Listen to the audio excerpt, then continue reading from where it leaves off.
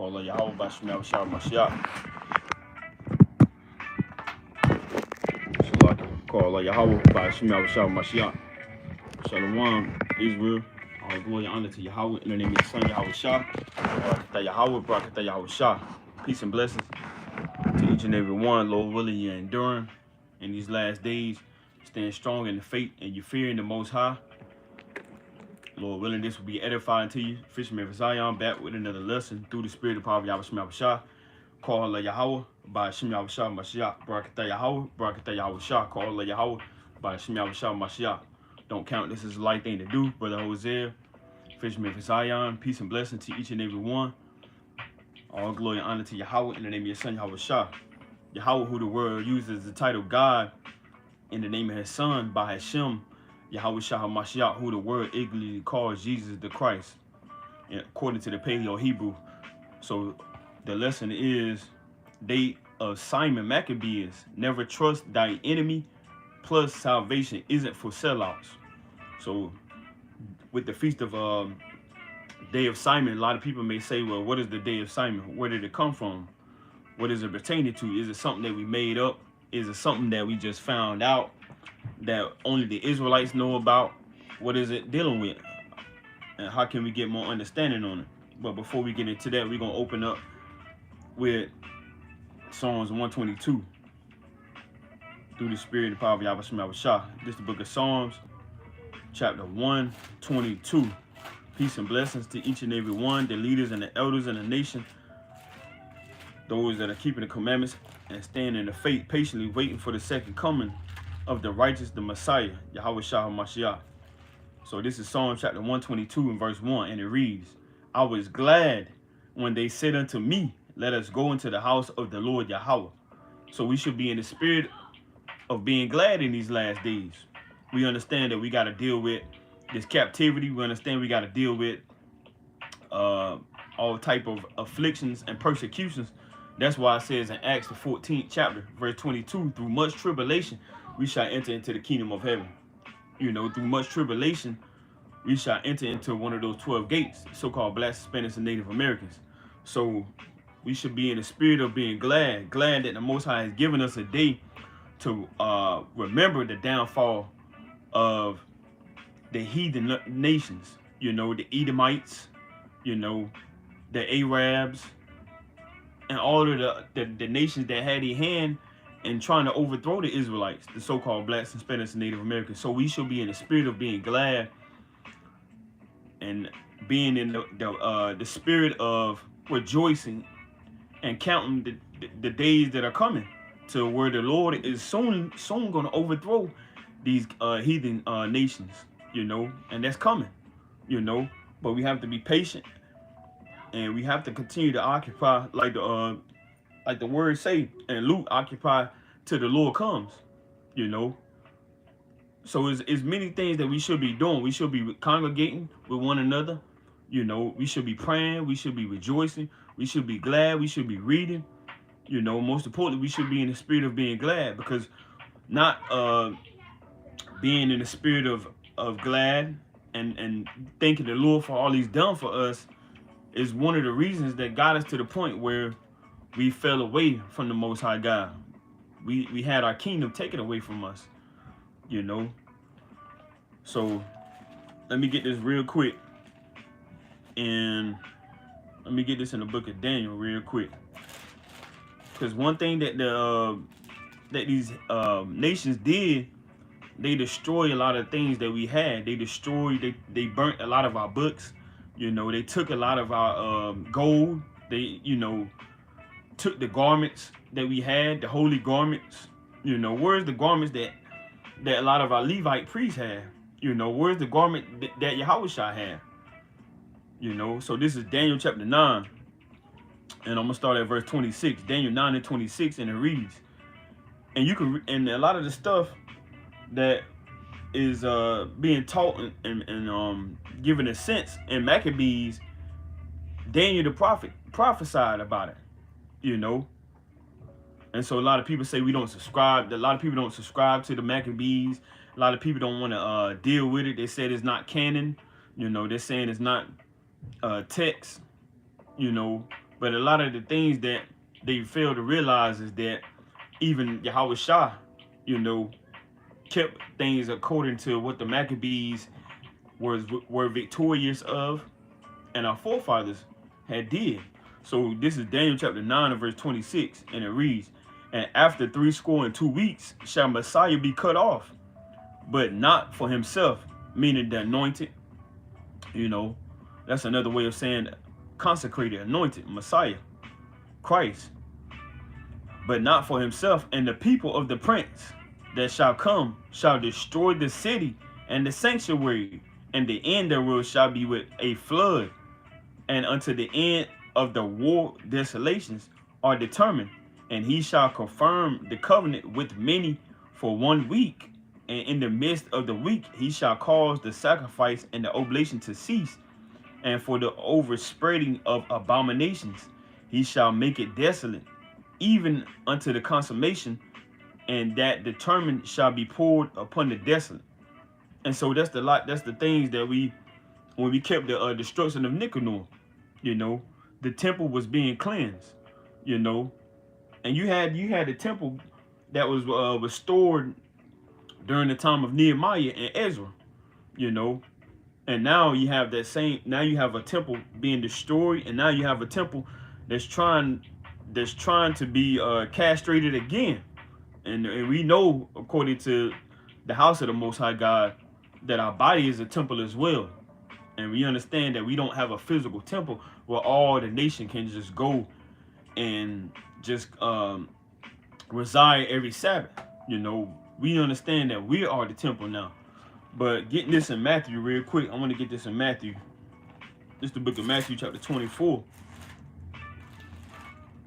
Matthew chapter 24, and I'm gonna start at verse 14. It's like I'm gonna start at verse 14, and it reads, "And this gospel of the kingdom shall be preached in all the world for a witness unto all nations, and then shall the end come."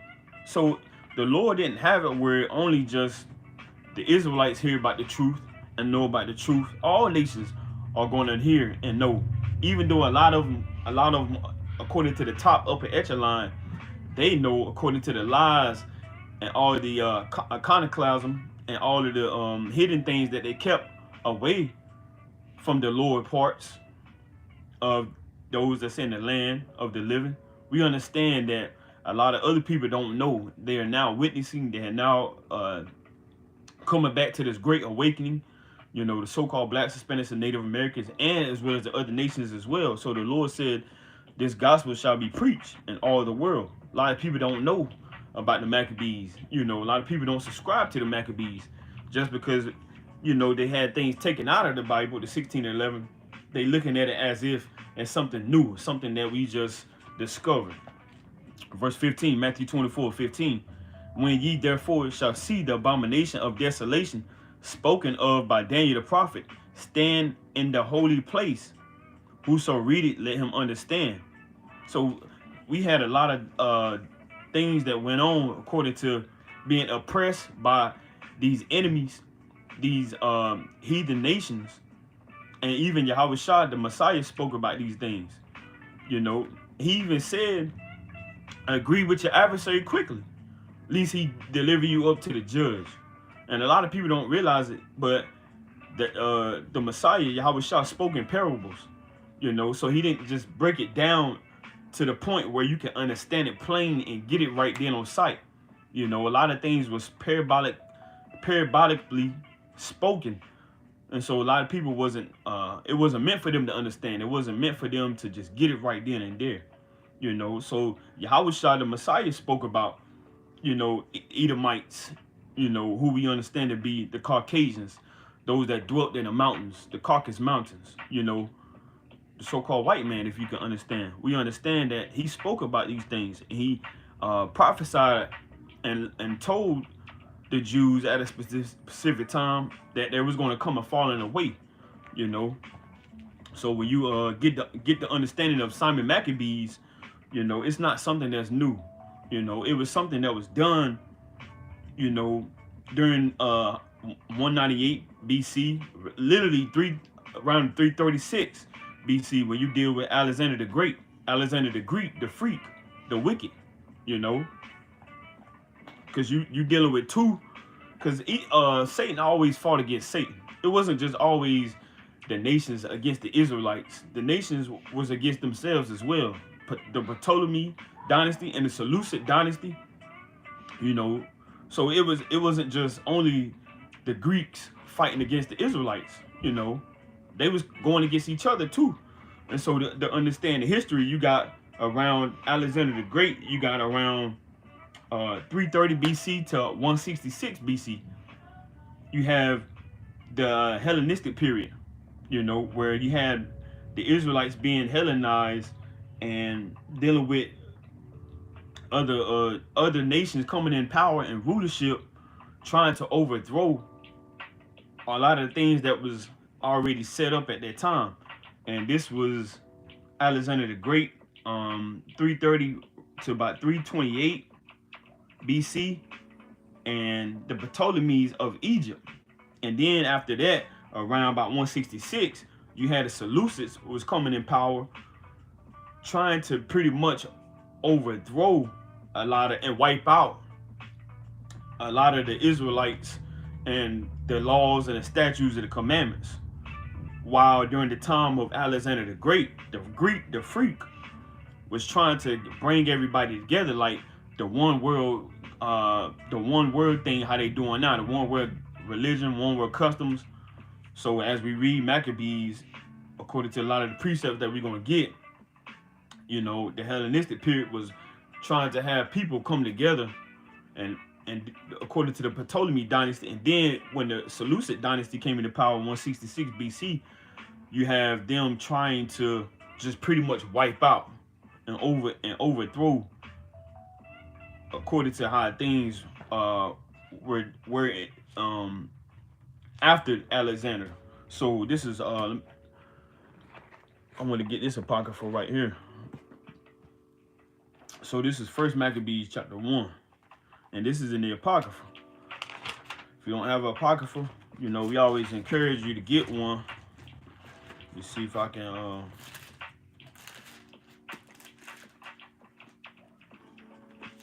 we always encourage a lot of people to get one. 16 or 11. You know, it's got a lot of our history in there, the Holy Bible with the Apocrypha. So this is First Maccabees chapter 1. Because you may ask yourself, what is the day of Simon about? Who is the day of Simon? Who is Simon Maccabees? But before we get to that, we're gonna read a little bit about the history. This is First Maccabees chapter 1, and I'm gonna start at verse 1, and it reads, "And it happened after that, Alexander, son of Philip, the Macedonian, who came out of the land of Shittim, had smitten Darius, king of the Persians and Medes, that he reigned in his stead, the first over Greece." And so, like we said, you know, you have heathens going against other heathens. You know, they're you know, dealing with the spirit of greedy, pride, and proud. You know, and they don't care. They'll overthrow their own people. You know, which the Israelites, we have our laws, statutes, and commandments letting us know that we're supposed to love one another as ourselves. You know, so you know, the Greeks and the Ptolemies and the Seleucids, they're not like that. You know, so you got a lot of other people. They trying to figure out what's going on. How should we go about such things? Should we follow our customs? Should we follow the Most High God? What should we do? You know, and you also have a lot of sellouts. Not just back then, but you have a lot of sellouts now. You know, because the Most High God gave you a nationality. He gave you a heritage. He gave everybody on the face of the earth a God-given nationality. But you have some, they're rebellious, they're sellouts, they're coons. You know, you got some, they want to cleave to other nations. They want to give into other nations' customs. You know, and so read it down. First Maccabees 1 and 2, "And made many wars, and won many strongholds, and slew the kings of the earth, and went through to the ends of the earth, and took spoils of many nations." And that's the same thing that goes on in America, or whatever country, state, or parts of the earth that you're dealing with. You got America facing against China. You got China trying to go against this country and all these things. That's the same thing that's been going on for time and time. And so reading down, First Maccabees 1 and 3, and we're not gonna read all this, but we're gonna get key points and key verses, to get up to speed on what this day is about and having an understanding on it. First Maccabees 1 and 3, and went through the ends of the earth and took spoils of many nations. And this is touching on the dealing with the Hellenistic period, the Ptolemy dynasty, and went through the ends of the earth and took spoils of many nations, insomuch that the earth was quiet before him, whereupon he was exalted, and his heart was lifted up, and he gathered a mighty stronghold, a mighty strong host, and ruled over countries and nations and kings, who became tributaries unto him. And so, even dealing with the law, when we proclaim peace amongst another nation, they either have to make it known, or if they decide they want to go to war, and we overthrow them as a nation, Israelites, they have to be tributary to us now. But now we see that these other kingdoms and other nations, they having us being paying them tribute. So, and he gathered a mighty strong host and ruled over countries and nations and kings, who became tributaries unto him. And after these things he fell sick and perceived that he should die.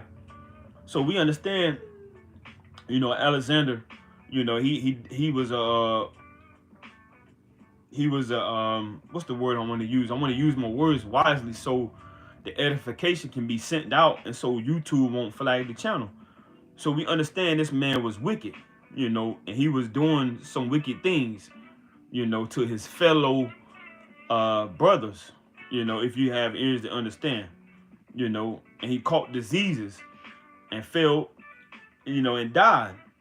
And so once one king died, another king came in rulership, and that former king had his legislations and his things set up, and then that next king came in power, and he had his rules and things set up. And so as we read down, verse 9, First Maccabees 1 and 9, and after his death, they all put crowns upon themselves. So did their sons after them many years, and evils were multiplied in the earth. And there came out of them a wicked root, Antiochus, surnamed Epiphanes, son of Antiochus, the king, who had been an hostage at Rome. And he reigned in the 130th and 7th year of the kingdom of the Greeks. So now, according to the Ptolemy, now you have the Seleucids, which they was fighting against, Alexander and his men. So reading down, First Maccabees 1 and 10, and there came out of them a wicked root, Antiochus, surnamed Epiphanes, son of Antiochus the king, who had been an hostage at Rome, and reigned in the 130th and 7th year of the kingdom of the Greeks. And those days went there out Israel wicked men, who persuaded many, saying, let us go and make a covenant with the heathen that are round about us, for since we departed from them, we have had much sorrow. So now the Seleucids dynasty, they was pretty much, instead of bringing everybody together like the Ptolemy dynasty was, Seleucids, they was wanting to kill everybody. So you had many Israelites that sold out, which we're going to get into that a little later on in the lesson. But just giving a sense of the foundation, you had the Hellenistic period, 330, the 166 BC, and then you have the Hasmonean Dynasty, which was 166 to 63 BC, which the Hasmonean Dynasty was coming up during the time of the Seleucid kings, and we're just going to name a few of the Seleucid kings, even though we already touched on one of the Ptolemy kings. The Ptolemy kings was Ptolemy. You got the first, the second, the third, the fourth, and Epiphanes, the fifth, the sixth, and all the way down to Alexander. And dealing with the Seleucid kings, you got Nicanor, you got Antiochus, you got, and we're not gonna name all of these, but if it's of the Most High will, we can get in more in depth. But just touching on the foundation, according to the Seleucid kings, you got Demetrius, which when you read Maccabees, you read about Demetrius as well. And these are descendants of Nicanor and Epiphanes. Antiochus, Epiphanes, the sixth. You got Demetrius the second. Nicanor was around 129 to 125 BC. And you got Philip the first, around 95 to 84 BC, when you read the latter parts of Second Maccabees. So we have a lot of the history that was taken out once you stop at Malachi, according to the Holy Bible, the 1611, and then you pick it up with the Apocrypha. So a lot of this stuff, a lot of people don't understand. This is over 300 to 400 years of history that was taken away from us. And now you got the Hasmonean rulers in a dynasty, which we're about to read about. Mattathias, which he was, during the time of 167 to 166 BC, and Maccabees, Judas Maccabees, which is the son of Mattathias. He was in charge once Mattathias stepped down, according to which we're going to read, 166 to 160 BC. Then you have Jonathan, 160 to 142 BC. Then you have Simon, 142 to 134 BC. And you have John, Traitorous.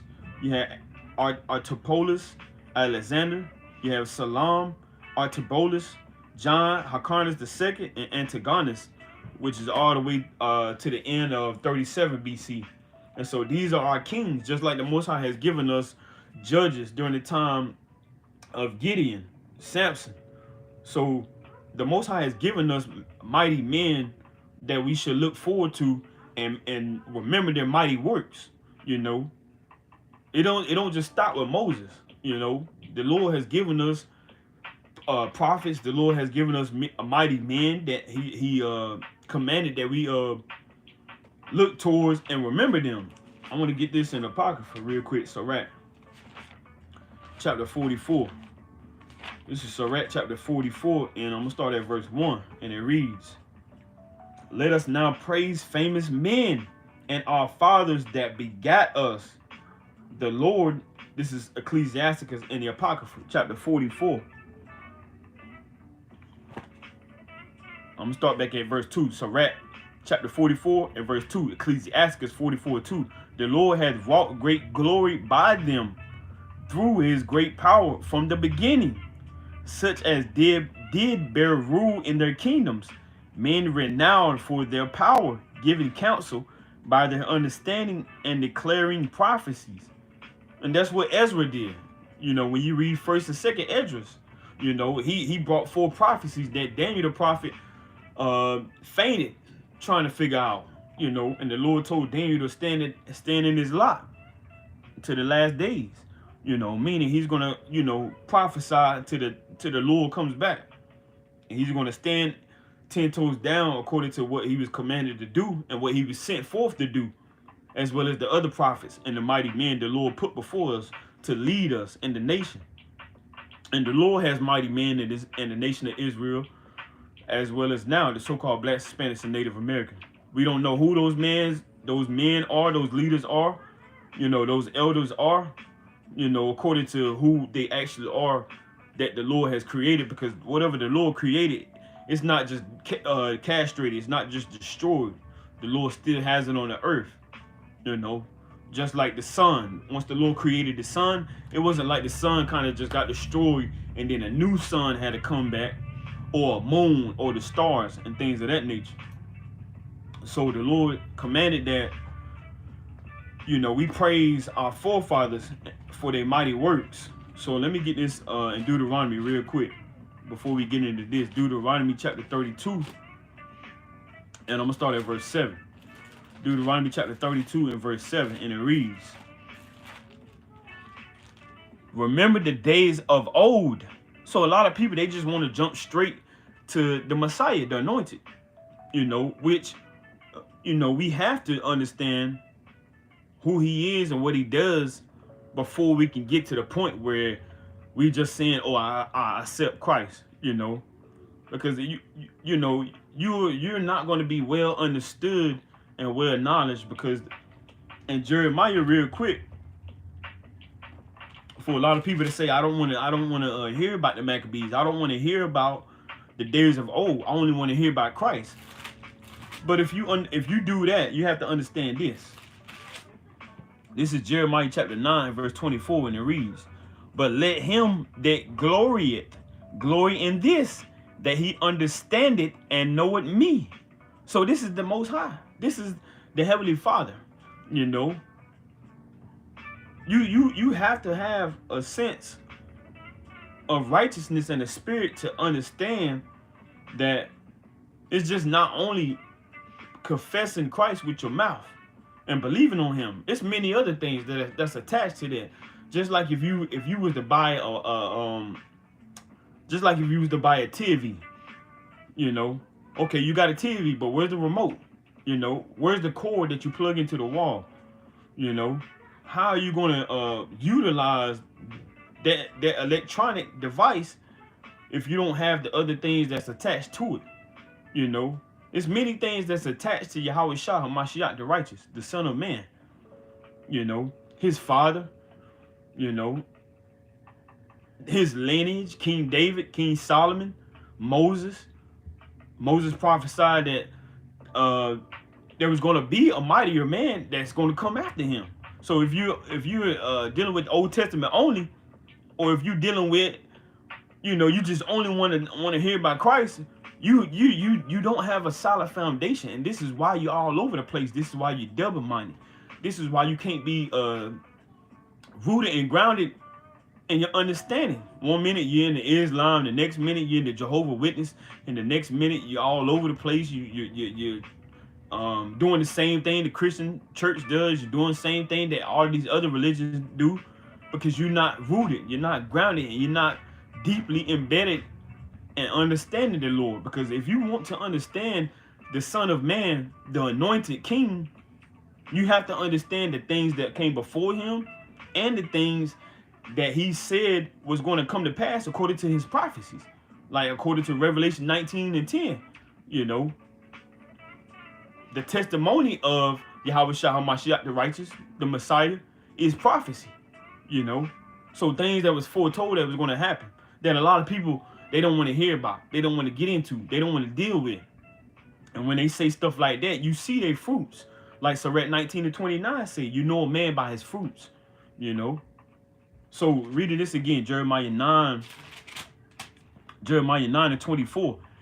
But let him that glorieth glory in this, that he understandeth and knoweth me, that I am the Lord Yahweh, which exercise loving kindness, judgment, and righteousness. So how you gonna get past loving kindness, and how you gonna get past judgment? Because if you, according to the law, if you shed blood, if you steal a man, the Lord has a judgment for that. So if you rape, rob, and murder a nation of kings and priests, there's a judgment for that. Blood got to be shed according to Numbers, the 35th chapter. Starting verse 20 all the way down. So if you're doing things that's dealing with a vengeance that's going to be given, that's why the Lord says, seek not vengeance. Let him get the victory. Roughly paraphrasing a precept. There's many things that's got to happen. But a lot of people, all they want to say is, I don't want to hear about that. That's old. That's not canon. That's not text. That's not scriptural. That's not in the Dead Sea Scrolls. A lot of people say that's not in the, that's not dealing with the, what's the word I want to use? It's kind of escape my mind. They say all type of many things, which more and more things that they say, you sense and you understand that they don't have an understanding. And so, like the Lord said again, Jeremiah 9 and 24, but let him that glorieth glory in this, that he understandeth and knoweth me, that I am the Lord Yahweh, which exercise loving kindness, judgment, and righteousness in the earth. For in these things I delight, said the Lord. So I want to get this in Sirach chapter 9. Going back to the Apocrypha, this is Ecclesiasticus chapter 9, and I'm gonna start at verse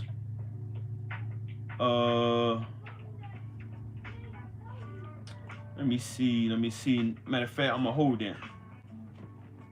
Let me get this right quick in Proverbs chapter 4, and I'm gonna start at verse 4. Proverbs chapter 4, and start at verse 4, and it reads, he taught me also, and Proverbs chapter 4 verse 4, he taught me also and said unto me, let thine heart retain my words, keep my commandments and live. Get wisdom, get understanding, forget it not, neither decline from the words of my mouth. Verse 6, forsake her not, and she shall preserve thee. Love her, and she shall keep thee. Wisdom is the principal thing. Therefore get wisdom, and with all thy getting, get understanding. So how are you going to say, that all you want to do is go straight to the Lord, man, to the Messiah, Because King Solomon even said, good and evil, He knew good and he know evil, And even when you get back to Genesis, the 2nd and 3rd chapter, Adam and Eve eyes was open to know the good and the evil, So if you only want to solely only focus on Yahweh Shah Mashiach, which we're not saying that's a sin or that's wrong, but you have to get understanding. And I want to get another quick precept real quick. I want to get this real quick. This is if I can remember where it was. This is 2 Corinthians. Let me get this real quick. 2 Corinthians chapter 10. 2 Corinthians chapter 10, and I'm going to start at verse 17, and it reads, but he that glorieth, let him glory in the Lord. So it's a whole lot to do with what the Lord did in the old and what the Lord did in the new. Because in 2 Chronicles, in Chronicles, the 16th chapter, it says, matter of fact, we're just gonna get it, I'm gonna just get it real quick. This is 2 Chronicles chapter 16. It's like in 1 Chronicles chapter 16, and we're not even gonna rush. We got time. This is the day of Simon. 1 Chronicles chapter 16, and I'm gonna start at verse 12. 1 Chronicles 16 and 12, and it reads, remember his marvelous works that he had done, his wonders and the judgments of his mouth. So it says remember the Lord's marvelous works. So how can we not remember what the Lord did? Why we just, I don't want to hear about the old, I don't want to read that. I want to get straight to Christ. I only want to read Matthew, Mark, Luke, John, Paul. The Lord told us to remember, his marvelous works. 1 Chronicles 16 and 12 again. Remember his marvelous works that he had done, his wonders and the judgments of his mouth. O ye seed of Israel, his servant, ye children of Jacob, his chosen ones. So the Lord said, hey, remember his marvelous works. So let me get this in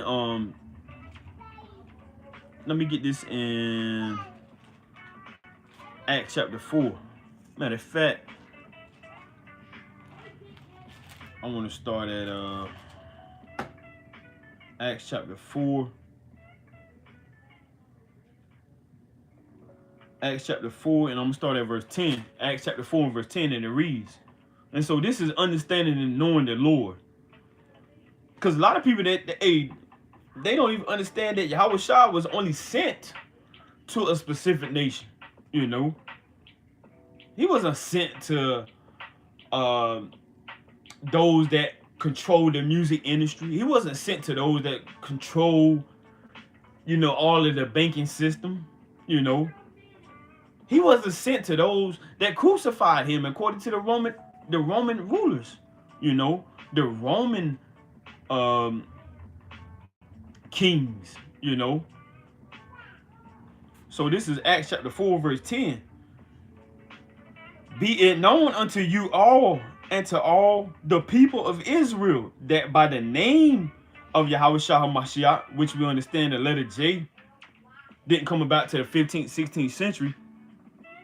So we understand and we know his name to be Yahushua HaMashiach. By the name of Yahushua HaMashiach of Nazareth, whom ye crucified, whom Most High God raised from the dead. Even by him doeth this man stand here before you whole. This is the stone which was set at naught of you builders, which is become the head of the corner. Neither is there salvation in any other, for there is none other name under heaven given among men whereby we must be saved. So a lot of people don't even understand that, you know. So when we get to Jeremiah 9:24, he said, understand it and know of me, you know. So I want to get this precept real quick. I might have to pull out my notes. For some reason, let me see if I can get this precept right quick. This is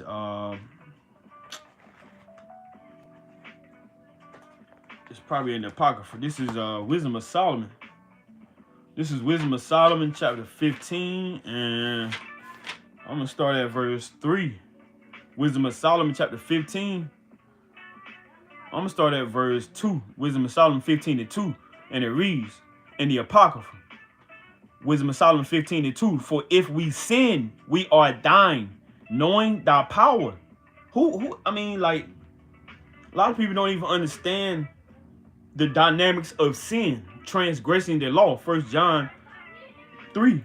You know, they don't even understand that. And yet they want to not subscribe to the Maccabees. Yet they don't want to subscribe to Mattathias, Jonathan, Simon, Eleazar. They don't want to subscribe to that, you know, and then don't even understand the dynamics of sin, transgressing the law. They don't even understand the dynamics of cleansing yourself when you're found unclean, or if you're around a dead body, you know. So you have to come back to getting an understanding. You know, you can't just only go straight to the Lord, because the whole point of the old was to show us what was to come. You couldn't, if you wasn't a Levite, if you wasn't Aaron and his sons, you couldn't even go in the temple and do the sacrifices. What was the purpose of the veil being rent in twain? You know, you can't even get to Yahweh unless you accept Yahweh Shah. And then you can't even accept Yahweh Shah if you don't even cleanse yourself, if you don't even renew your mind, if you don't even cast away your filth, you know, if you don't cleanse all of the wickedness, you know. So it's way deeper than what people make it out to be and what people look at it, you know. And I'm kind of getting vexed and upset because, you know, we deal with it all the time. We dealt with some brothers last week that said just because they accept Christ, they don't have to keep the law, statutes, commandments, you know. And I was irate, you know. My spirit was burning inside of me, you know. And I was upset, man. I'm upset now thinking about it, you know, because it's not the Lord sent Moses and set up Moses for nothing. Just because Yahweh Shah is here now.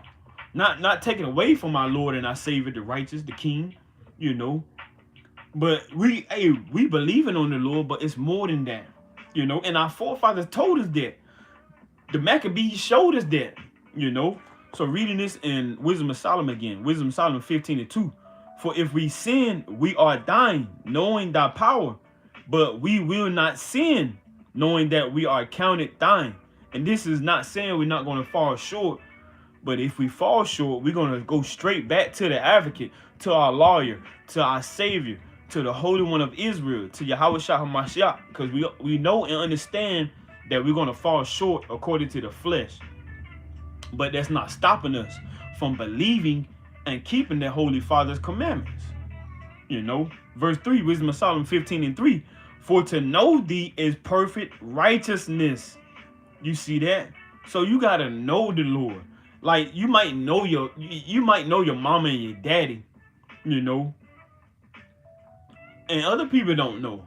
You know, they might see your mom and your dad go to a cookout, you know, or they might see them at the grocery store. They might see your mom and dad at the graduation. They might see your mom and dad at the PTA, the parent-teacher conferences. You know, they might see your mom and dad in a picture in the background, but they don't know your mom and dad like you know them. You know, and that's how a lot of the nations are, man. They don't know Yahweh Bashim Yahushua like we know him. You know, and even the top most wicked heathens, man. You know, they don't know Yahweh Bashim Yahushua like we know him. That's why when you read in Sirach chapter 36, when we pray for the downfall of our nation, let me get this quick verse right quick. Because hey, a lot of people don't know Yahweh and Yahweh Shah like the Israelites do. So this is Sirach chapter 36, and I'm gonna start at verse 4. Sirach, Ecclesiasticus chapter 36 and verse 4, and it reads, I'm gonna start at verse 3. Sirach 36:3. Hey, this whole thing is mighty. You know, read this as the day of Simon is still going on, you know, which it ends at sundown, but you know, we still in the spirit, and we still keeping the day of Simon. This is Ecclesiasticus chapter 36 and verse 3. Lift up thy hand against the strange nations, and let them see thy power. Because you had Egyptians fighting against the Lord, man. You know, and Pharaoh's wicked sorcerers was trying to counter the Lord's miracles and the Lord's might and his power, which the Lord gave them all the power to do such things, man. The word for our learning, so we can look at it. Because a lot of people, they may get amazed by Esau's technology, by his money, his slave paper, you know, with the slave kings on them, you know, the slave master kings on it. They might get amazed by the cyber trucks, by the Teslas. They might get amazed by the watches, by the Rolexes, by the Ghosts, the Rolls Royces, the iPhones, the Androids, the flat screens, the NBA, the NFL, you know, the Jordans, the Gucci clotheslines. You know, a lot of people may get amazed by these things, man. But the Lord put all these things in their spirit to create and do all of these things, you know. And so just like the days of old that a lot of people don't want to inquire about, the Lord set things up. So you got a remnant of the wicked ones that can be envious of it and cleave to it, you know. But the righteous, they're going to despise it. They're going to look at it and say it's for naught, you know. Like Sirach 41:8 says on down. If you increase, it's for your destruction. If you get money, it's for your destruction. If you get a lot of cars and clothes and a lot of women and all of these wicked things that it's not going to profit you nothing, it's for your destruction, you know. Because even a king in Deuteronomy the 17th chapter, he's not supposed to take a lot of horses on to himself. He's not supposed to take a lot of worldly things onto himself, you know. But it's more so for the people, for the nation. So when we look at a lot of these things, it's for naught, you know. So Sirach chapter 36 and verse 4, and you gotta get into praying for the downfall of your enemies. You know, you got to get in the spirit of praying that the Lord bring these nations down, because you better not think that they're not throwing up curses. They putting curses on your songs, you know, on Gunna songs, Future songs, Yachty songs, Jay-Z songs. They're using our people to throw curses on us every day, you know. As soon as you play that track, it's a curse in there being put on the Israelites. Why would these nations do that? And yet you want to cleave and be hand joined in hand with them, and you want to give into all of their wickedness, their customs, their religions. You want to give into the Quran. You want to give into Islam, believing in Muhammad. You know, You want to give into all of the wickedness that the Arabians do. You want to give into the wickedness that all these other puppets give into, man. And these sellouts and these coons, man. You know. And you want to take a little check. And you want to be an agent, a provocateur. And you want to overthrow your nation. You want to overthrow your brother. Like Judas. You know. You want to kill your brother like Saul. You know. Like Saul wanted to kill David. You know. So it's nothing new. These nations put curses on us every day. So you want to just kind of just be laid up with some woman, you know, and just freak off. And you don't want to go out and teach. You don't want to get yourself prepared for the second coming of the Lord and the Savior, Yahweh Shah Mashiach. And they put curses on us every day. They put curses. They put things in our food that have us think, you know, outside of how we supposed to be thinking. To move outside of how we supposed to be moving. Trying to jam up our body so we don't go out and teach. So we don't go out and shake the hand. You know, tax us multiple times. So we don't have time to take time off of work. To keep the feast days. So we don't take time off of work. To go out and teach the Bible. You better start praying for the downfall of your enemies, man. You better get into this. Because, hey, it's coming. You know, it's coming to the point where a lot of the sellouts of you so-called blacks, Hispanics, and Native Americans, the Lord is going to get up with you. 1 Peter 4:17. Judgment begins at the Israelites first. More so with the ancient men. The men that's been standing 10 toes down. You know, that supposed to have been teaching the word. You know. But reading on. Sirach chapter 36 and verse 4. As thou was sanctified in us before them, and let them know thee, as we have known thee, that there is no Most High God, but only thou, O Most High God. Shew new signs and make other strange wonders. Glorify thy hand and thy right arm, that they may set forth thy wondrous works. Raise up indignation, pour out wrath. Take away the adversary. What does it mean, take away the adversary? You know, when you look up that word adversary, that means enemy. You know, I'm not going to look it up, but matter of fact, I might look it up, you know, just for edification. Because a lot of people, they want to act like they don't see what's written in the word, man.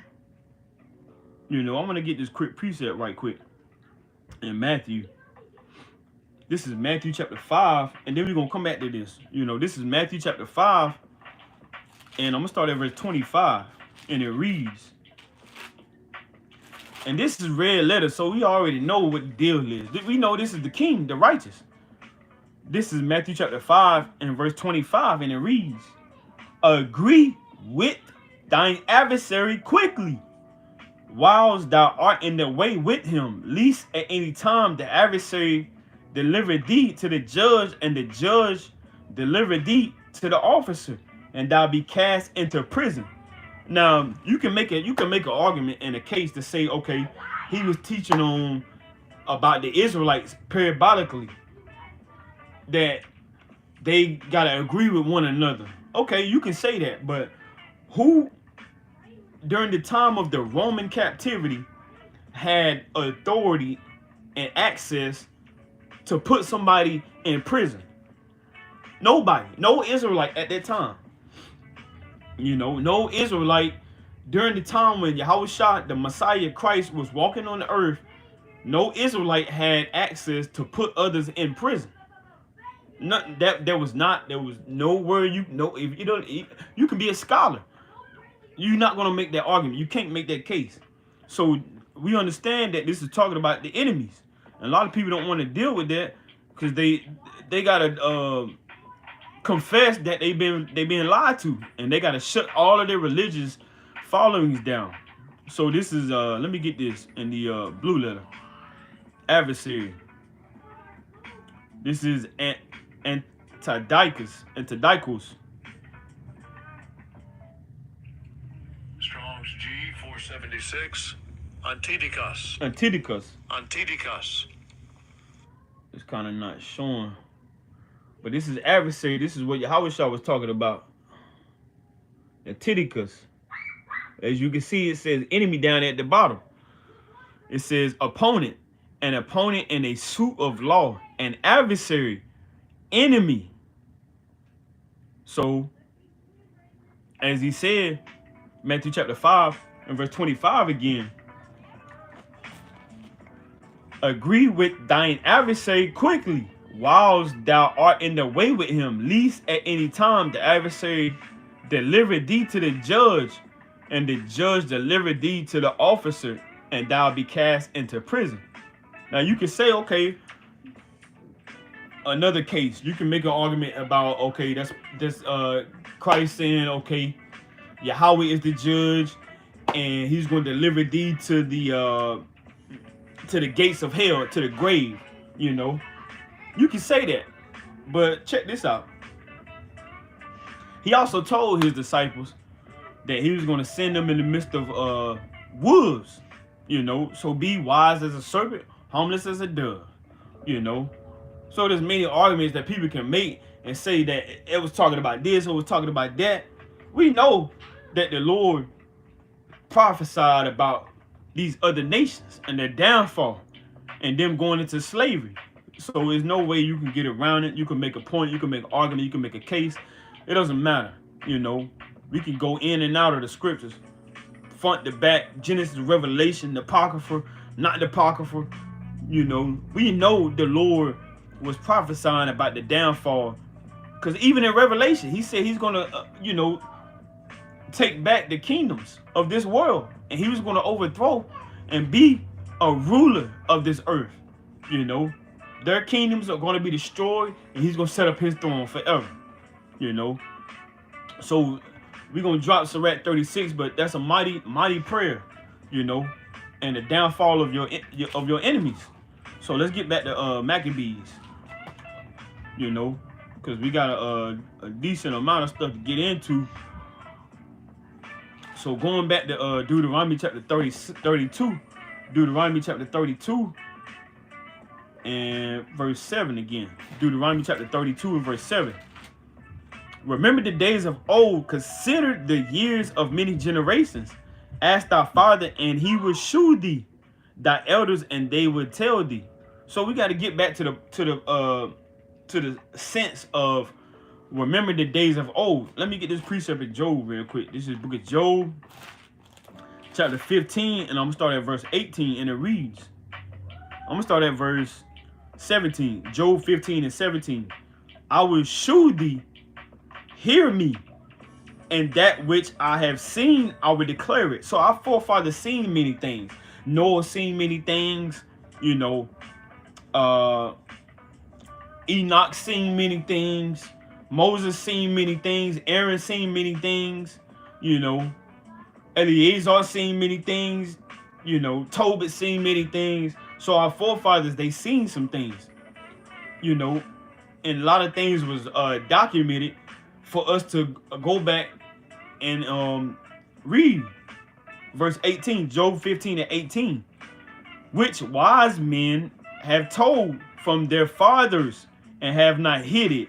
So this thing wasn't hid, you know. If the Lord didn't want us to inquire and to search it out and to seek it, then he would have hid it, you know, like the seven thunders. You know, he told John the divine not to utter those things, you know.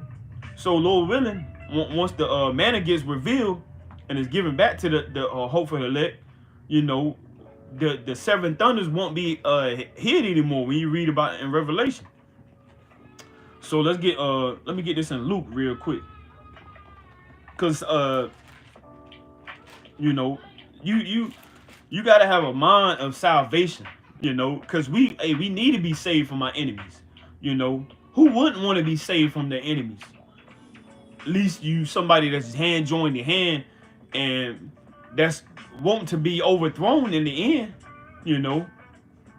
So this is Luke chapter 1, and we're gonna start at verse 69, and it reads, and hath raised up, I'm gonna start at verse 68, Luke 1 and 68. Blessed be the Lord God most high of Israel, for he hath visited and redeemed his people, and hath raised up an horn of salvation for us in the house of his servant David, as he spake by the mouth of his holy prophets, which have been since the world began, that we should be saved from our enemies and from the hand of all that hate us.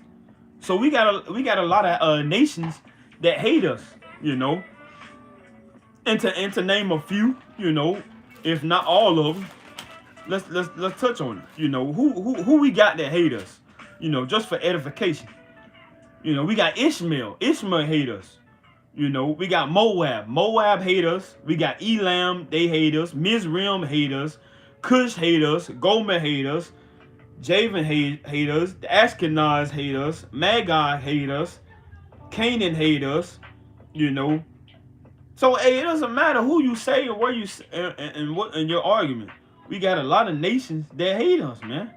You know, the Greeks, the Italians, the Japanese, the North Africans, the Syrians, the Russians, the Spaniards, the Spain, the Caucasians, the Europeans, the Syrians. We got many nations that hate us, man. You know. And like King David said, let me get this in Psalms. Psalms chapter one of my favorite chapters in Psalms, which I got a lot of, but this is one that I meditate on a lot.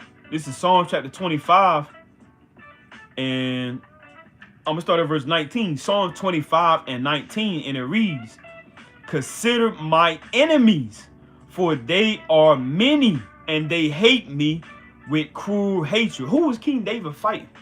You know, the Philistines. You know, he was fighting many nations. You know.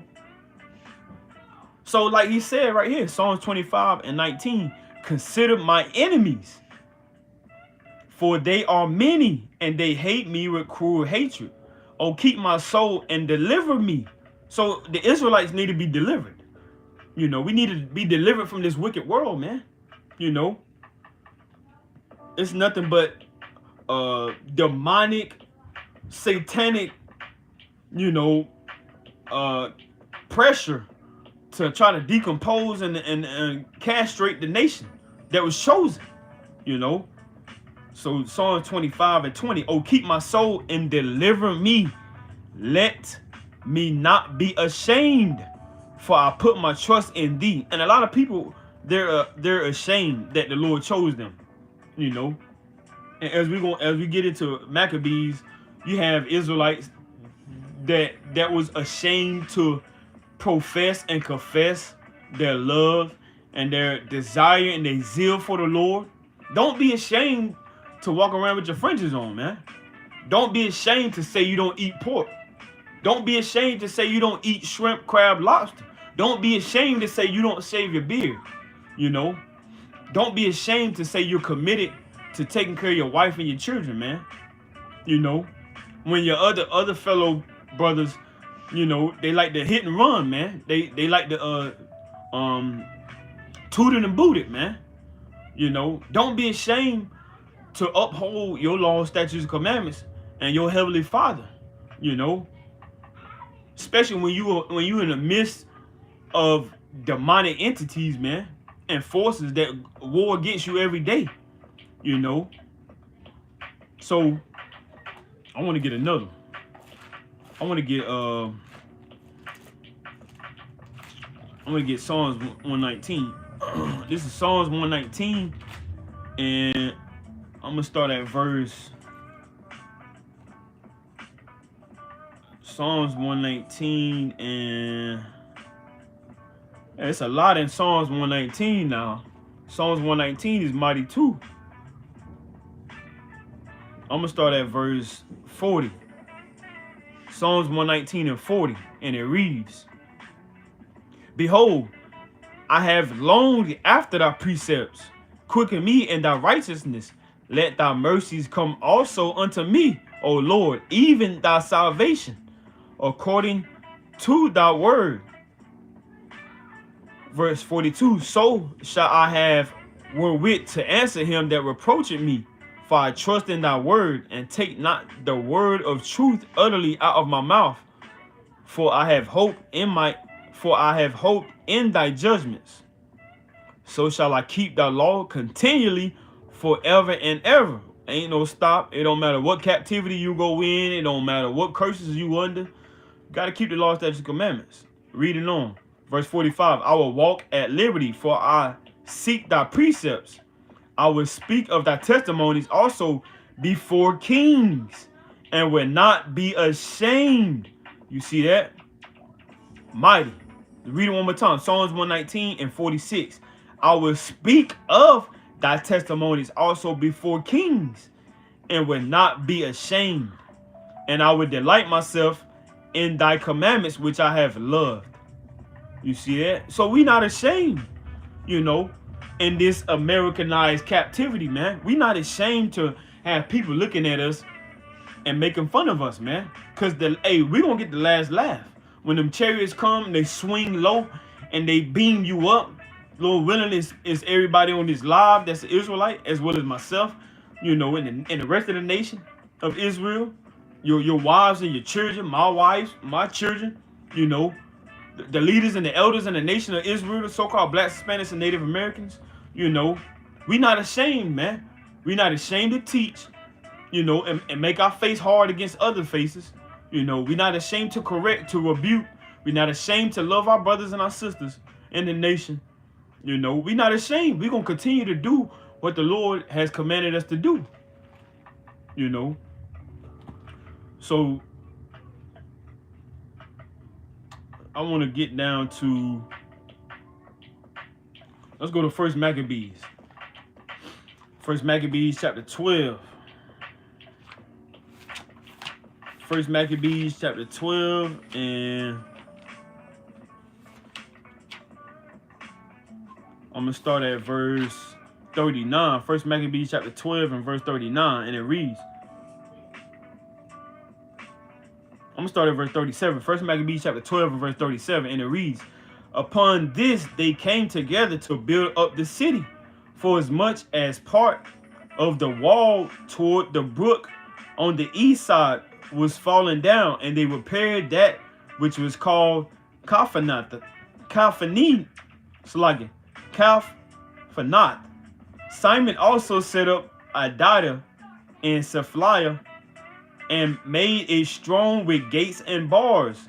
Now Tryphon went about to get the kingdom of Asia, and to kill Antiochus the king, that he might set up the crown upon his own head. Howbeit he was afraid that Jonathan would not suffer him, and that he would fight against him. Wherefore he sought a way how to take Jonathan, that he might kill him. So he removed and came to Bethsan. Then Jonathan went out to meet him with 40,000 men chosen for the battle, and came to Bethsan. So, hey, our forefathers, they didn't move just by themselves. You know, they made sure they was decent and in order. They was ready. They was wise. They was very crafty. You know, there's nobody more craftier than the Israelites, man. You know, a lot of these other nations, they learn all of their war tactics and all of the things that they do to this day from the Israelites. You know, verse 42. First Maccabees 12 and 42. Now when Tryphon saw that Jonathan came with so great a force, he durst not stretch his hand against him, but received him honorably, and commanded him unto all his friends, and gave him gifts, and commanded his men of war to be as obedient unto him as to himself. And that's what they do a lot. You know, they like to give you gifts. They like to try to pacify you. You know, and that's the same thing that go on in their court system. You know, their jurisdiction system. You know, and even the people at the top level. You know, something wicked get out, something wicked goes on, they like to give them gifts. They like to give them riches. They like to give them wealth. They like to give them power. And they try to get them to sell out, man. Try to get them to let their guard down. You know. And this is why you can't trust your enemies. You know. It doesn't matter what they say. It doesn't matter how they, you know, show their countenance. You know. Cause hey, they're like snakes, man. You know. They kind of just wait for a long time, and then sooner or later they're gonna bite you. You know. First Maccabees 12 and 44. Unto Jonathan also he said, why hast thou put all this people to so great trouble, seeing there is no war betwixt us? Knowing daggone well there was much war, you know. There was much war, you know. And they speak lies, man, you know. So don't trust your enemies, you know. Hey, you gotta be ahead of that. You gotta be ahead of them. You cannot let them get 1 up, 2 up, 3 up, 4 up. You can't let them get up, you know. So verse 45, First Maccabees 12 and 45. Therefore send them now home again and choose a few men to wait on thee, and to come down with me to Ptolemais, for I will give it thee, and the rest of the strongholds and forces, and all that have any charge. As for me, I will return and depart, for this is the cause of my coming. So he was wanting him to send his men away so they can kind of get their men ready and to overtake them. That's almost like you got a whole basketball team set up, and everybody on the team, they good, they real good. And now you want to clear the bench out. You want them to clear the bench out, and you want them to play only 5 men, and you want them to take away their reserves and all that, you know. Hey, that's what we like to call you trying to make us unprepared while you prepare, you know. So verse 46, First Maccabees 12 and 46. So Jonathan, believing him, did as he bade him, and sent away his host, who went into the land of Judea. And with himself he retained but 3,000 men, of whom he sent 2,000 into Galilee, and 1,000 went with him. So he sent his men away, and thinking that this man was going to be, at peace, you know, was thinking they was just going to be buddies, you know. Verse 47, First Maccabees 12 and 47. And with himself he retained but 3,000 men, of whom he sent 2,000 into Galilee, and 1,000 went with him. Now as soon as Jonathan entered into Ptolemais, they of Ptolemais shut the gates and took him, and all them that came with him they slew with the sword. See that? And this is why we can't trust our enemies. You know, this is why we got to make sure we keep our guard up. You know, this is why we got to make sure we read. This is why we got to make sure we stay in the word. This is why we got to make sure we do what the Lord said. Let me get this in Luke. This is Luke chapter 21. Luke chapter 21. This is what the Lord said. Luke chapter 21, and we're going to start at verse 36. Luke 21 and 36, and it reads, this is red letter, so you already know who it is. Watch ye therefore, and pray always. So the Messiah, hey, he told us to watch, take heed, be aware, you know, and pray always, that ye may be accounted worthy to escape all these things that shall come to pass, and to stand before the Son of Man. So we can't let our guard down, you know. We can't let nobody get ahead of us. You know, we got to stay ready. So as we get to verse 13, First Maccabees chapter 13. Now we're not going to read all this, but like I said, we're going to get key points.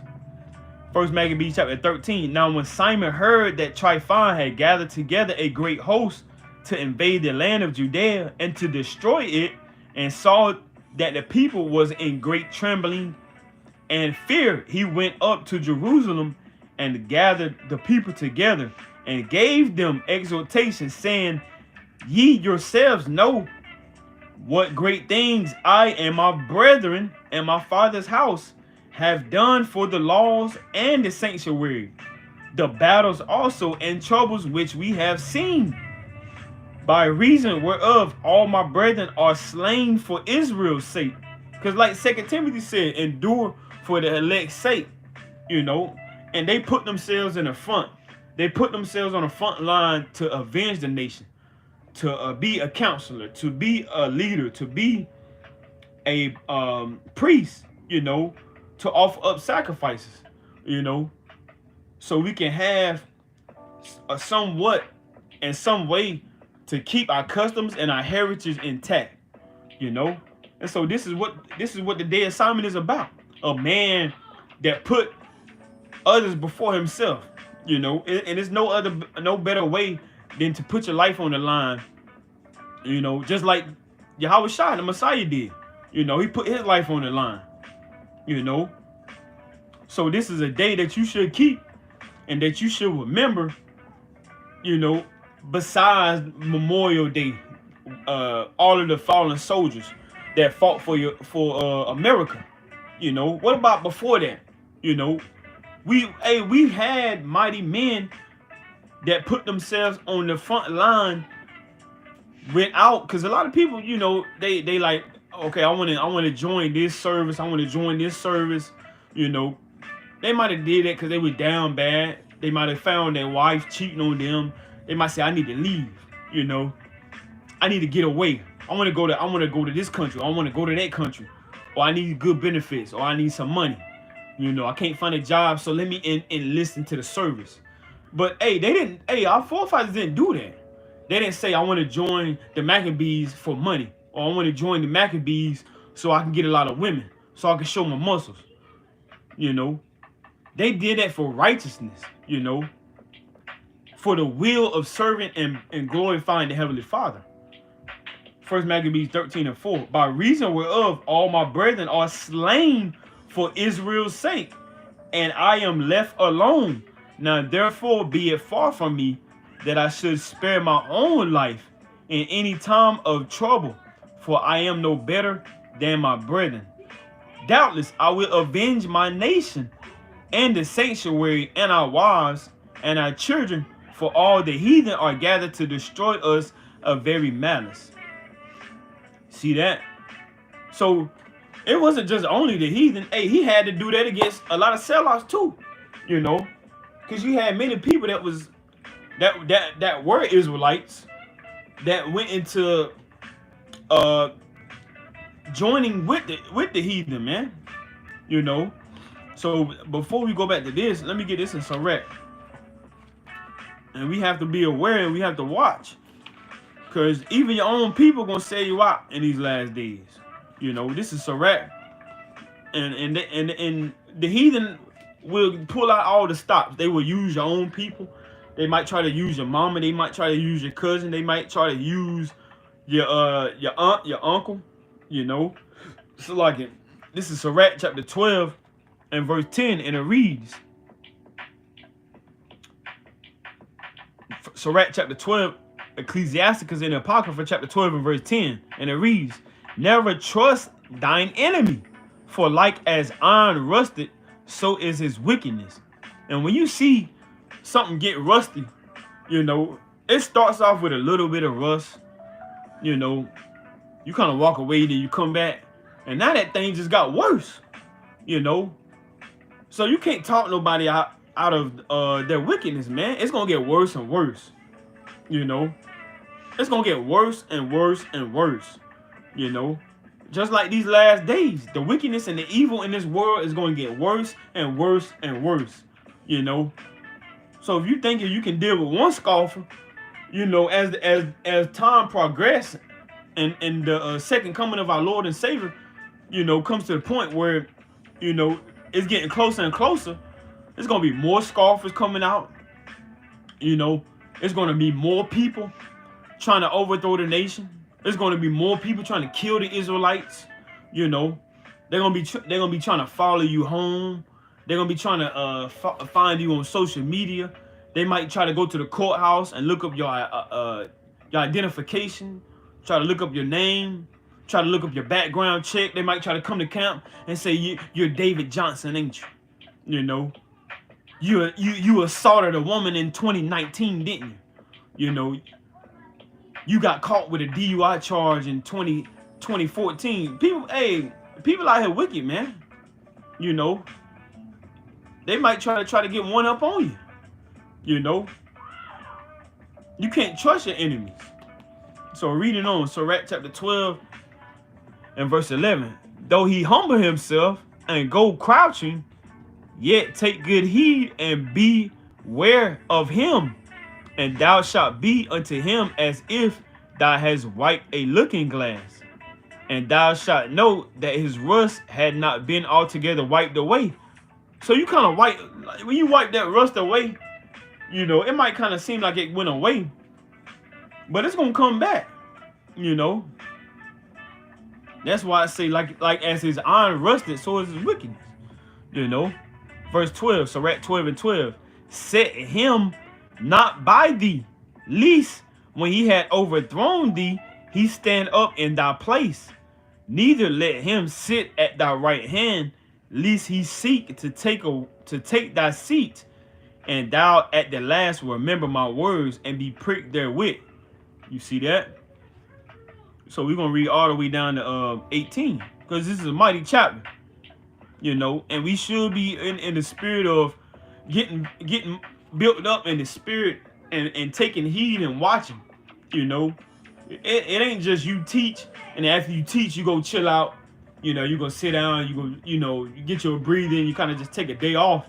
You gotta stay aware. You gotta be ready. You know, you gotta be circumspect. You gotta have judgment. You gotta have discernment. You gotta be watching. You know, because it's a lot of people, just like in the days of Maccabees, the days of the Greeks, and days of all of these other nations that was in rulership, and like they still in rulership now. They don't like what we doing. They don't like that we avenging the nation. You know, we protecting our women. We protecting our children. We trying to protect our lineage. We trying to protect our marriages. We trying to make sure our sons are brought up as mighty men that fear the Lord, and our sisters hold on to their virginity and don't get freaked out, and don't get bent out, and don't get turned out, and don't turn into all of these puppet women that you see on TikTok, Instagram, Snapchat, Twitter, adult industries. You know, they don't like that, man. They don't like that we speaking down on this kingdom, man. So they're gonna try to take us out one day, you know. So if you think you can just kind of dibble and dabble and play and juke here and there and kind of just score a touchdown and, you know, go to the press conference, you know, give a speech, you know, and worry about views and worry about the glitz and glamour, you better have your mind right. You better have your mind right and ready and be locked and loaded, man. You know, and patiently waiting for the Lord to come and redeem us, the so-called Black, Spanish, and Native Americans. Because if you thinking it's a game, it's not a game. You know, we gotta have the spirit of the mindset like the Maccabees. You know, because it ain't no days off. You can't sit back and act like nothing ain't gonna happen just because it ain't doing nothing now. Just because nothing ain't going on now, don't mean that. They planning stuff right now as we do this live, as we read, as we keep the feast day, the day of Simon. They're planning stuff right now. They trying to figure out how they can overthrow the Israelites. They saying the black Hebrew Israelites are doing this. The black Hebrew Israelites is doing that. They're at the bite week. You know, they going to all of the parades and teaching the Bible. You know, how can we take the Bibles away from them? How can we keep YouTube from putting their videos up? You know, so it's a lot of stuff that we gotta be aware of. So reading it down, Sirach chapter 12 and 15. For a while he will abide with thee, but if thou begin to fall, he will not tarry. So like I kind of skipped this. Sirach chapter 12 verse 12 in the Apocrypha. Set him not by thee, lest when he had overthrown thee, he stand up in thy place. Neither let him sit at thy right hand, lest he seek to take thy seat. And thou at the last remember my words and be pricked therewith. Who will pity a charmer that is bitten with a serpent, or any such as come nigh wild beasts? So who gonna pity somebody, you know, that kind of got jammed up? Verse 14. So one that goeth to a sinner and is defiled with him in his sins, who will pity? For a while he will abide with thee, but if thou begin to fall, he will not tarry. An enemy speaketh sweetly with his lips, but in his heart he imagined how to throw thee into a pit. He will weep with his eyes, but if he find opportunity, he will not be satisfied with blood. So they did that many times, man. You know, sold us into slavery, you know, and then try to formulate men that was gonna, you know, be their puppets, you know, in-house slave servants, you know, and now you got sellouts in the nation, you know. Now you got men that's advertisement for the other top-notch wicked doers and satanic worshipers. Verse 17, Sirach 12 and 17. If adversity come upon thee, thou shalt find him there first. And though he pretend to help thee, yet shall he undermine thee. And you know, Esau tries to pretend that he's helping you. You know, tries to pretend that he's gonna give you a what's the word called, reparations. Try to pretend like he's gonna give you a reparation, man. You know, try to say I believe what's her name, the heathen president, the heathen dang, what's her name, Joe Biden, and I forgot the woman's name, but she just said they're gonna try to take away the medical debt off your credit score, man.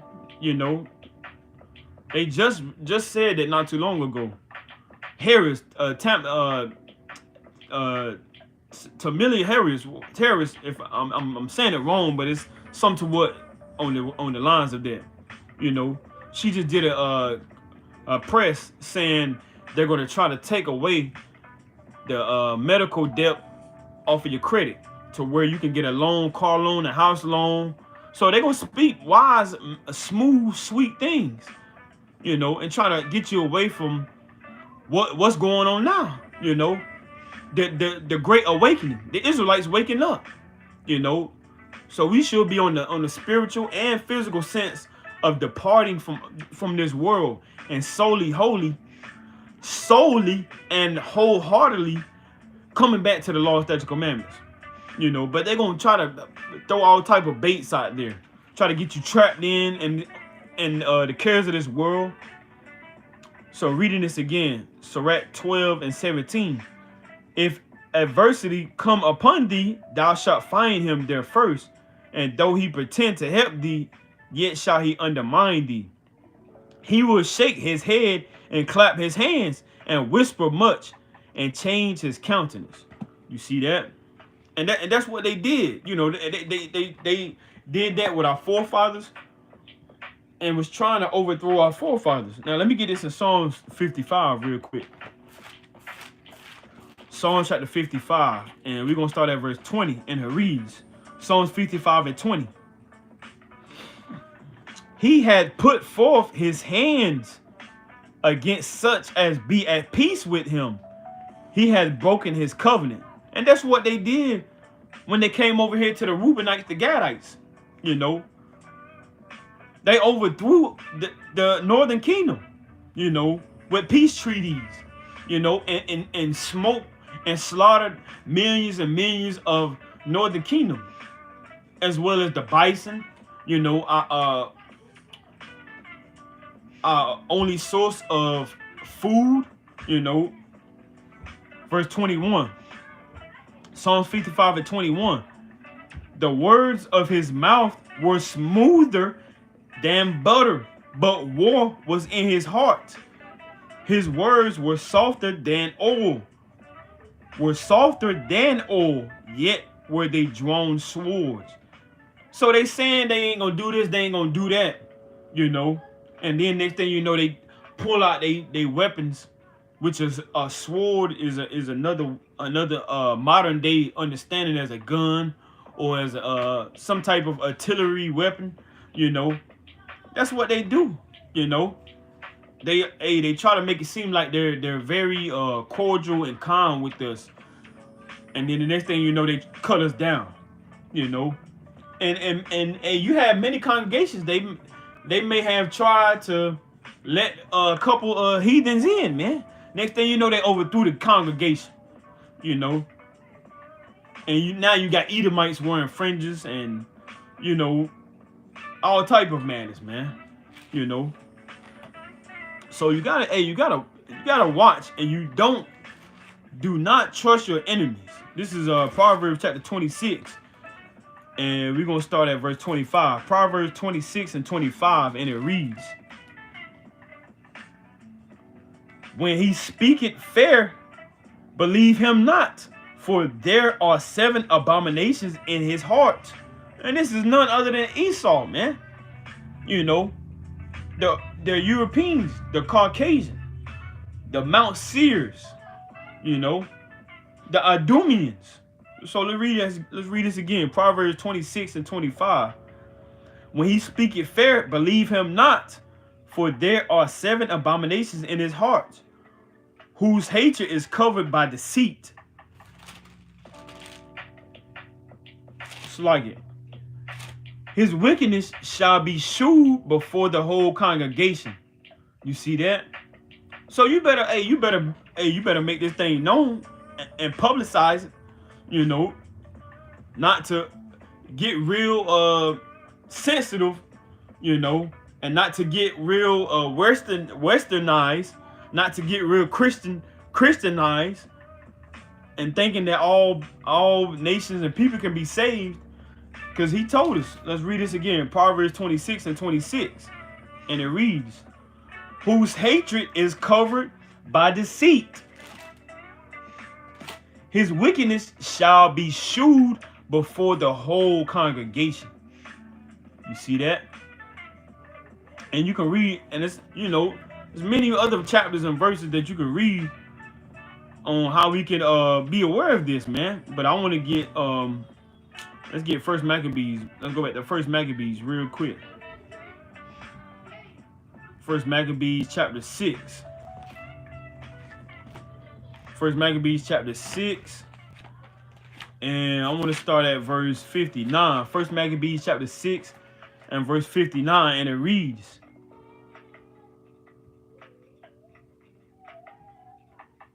I'm going to start at verse 56. First Maccabees 6 and 56. And it reads, "And was returned out of Persia and Media, and the king's host also that went with him, and that he sought to take unto him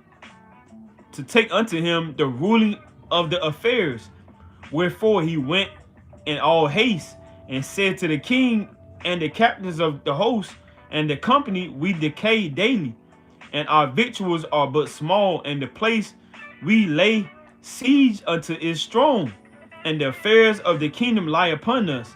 Now therefore let us be friends with these men, and make peace with them, and with all their nation, and the covenant with them, that they shall live after their laws, as they did before.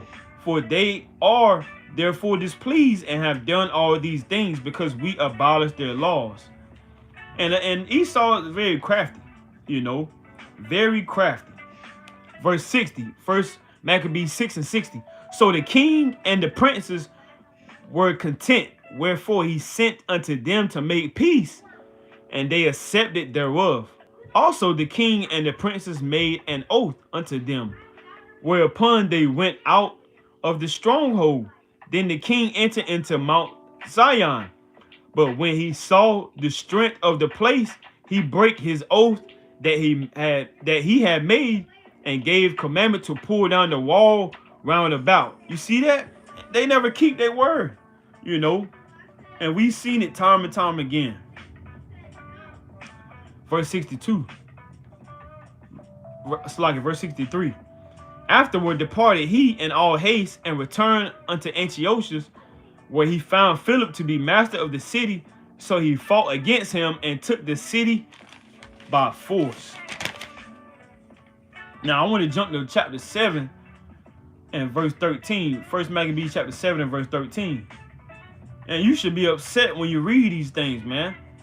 You know, because hey, we can't be sensitive in these last days, man. You know, we gotta be very austere and very protective over things that our forefathers fought for. First Maccabees 7 and 13, and it reads, now the Assyrians were the first among the children of Israel that sought peace of them. For said they, one that is a priest of the seed of Aaron is come with this army, and will do us no wrong. So he spake unto them peaceably, and sware unto them, saying, we will procure the harm neither of you nor your friends. Whereupon they believed him. Howbeit he took of them 60 men, which we understand a score is 20, so you got 20, 40, 60. 60 men, and slew them in one day, according to the words which he wrote. You see that? And so, hey, once we put our guard down, you know, hey, now they overthrowing us. So, hey, when we read this, we gotta have the spirit of learning from this and making sure we stay in a position where we're ready every day, ready spiritually, ready mentally, you know, because we understand we can't fight against this man's kingdom with carnal weapons. You know, we have to fight this spiritual fight, you know, because if you can't fight the spiritual fight, why would you try to fast forward to the physical fight, you know? Because we dealing with all type of demonic spirits and things we wrestle in high places, like you read in Ephesians chapter 6. So First Maccabees 7 and 17. The flesh of thy saints have they cast out, and their blood have they shed round about Jerusalem, and there was none to bury them. Wherefore the fear and dread of them fell upon all the people, who said, there is neither truth nor righteousness in them, for they have broken the covenant and oath that they made. So they always broke the covenant and the peace treaties that they made, man. You know, so this is why we got to make sure we watch and take heed and stay up. And what's the word I want to use?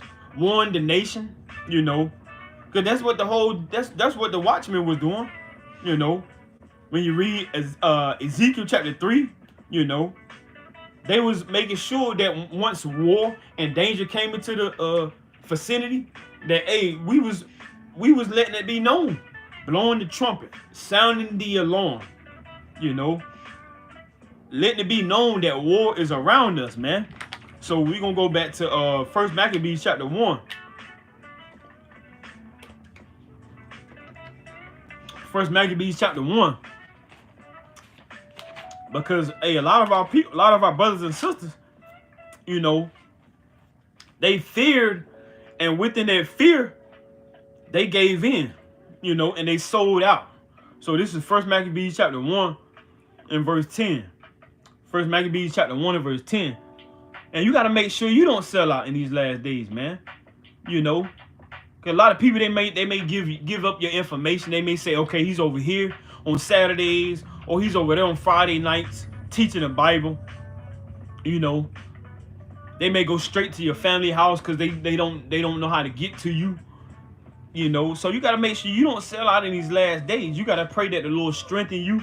You got to pray that the Lord gird you, your mind and your spirit, you know, to have a sound mind and to not have Satan come in and to not have Satan intervene in your spirit.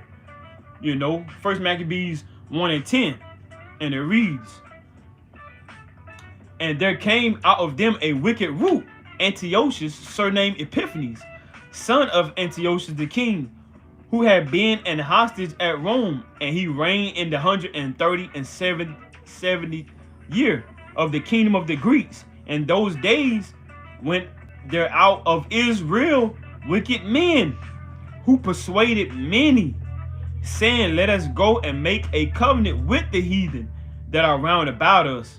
For since we departed from them, we have had much sorrow. So a lot of people, hey, they may not be strong how a lot of the sincere brothers and sisters are, you know. And you have to be aware of that. You have to take heed to that. They may sell out, they may give in, you know. Might be somebody in your own congregation, you know. Might be somebody you would never thought. So let me get this in 2 Maccabees. 2 Maccabees chapter... 2 Maccabees real quick. 2 Maccabees chapter 10, and we're going to start at verse 20. 2 Maccabees chapter 10 and verse 20, and it reads, Now they that were with Simon, being led with covetousness, and that's one thing that we got to make sure that we don't have, you know. So as you examine yourself, pray and cast and cleanse yourself from that covetous spirit, you know. 2 Maccabees 10 and 20. 2 Maccabees chapter 10 and verse 20, and it reads, Now they that were with Simon, being led with covetousness, were persuaded for money. You see that? They was persuaded for money. You know, as you may read, roughly paraphrasing, money is the root of all evil. You know, it's not saying we can't have money, but the love of it, you know. Were persuaded for money through certain of those that were in the castle, and took 70,000 drachms, and let some of them escape. But when it was told Maccabees what was done, he called the governors of the people together, and accused those men that they had sold their brethren for money, and set their enemies free to fight against them. You see that? Wicked, man. So, hey, people gonna be doing that in the last days. You know, I give you 20,000 Bitcoins if you tell me what this man is. Who's the leader of this camp? You know, I want to know him. You know, oh, you don't want to talk? Okay, I give you something that you don't have. So, hey, we gotta make sure. You know, this is why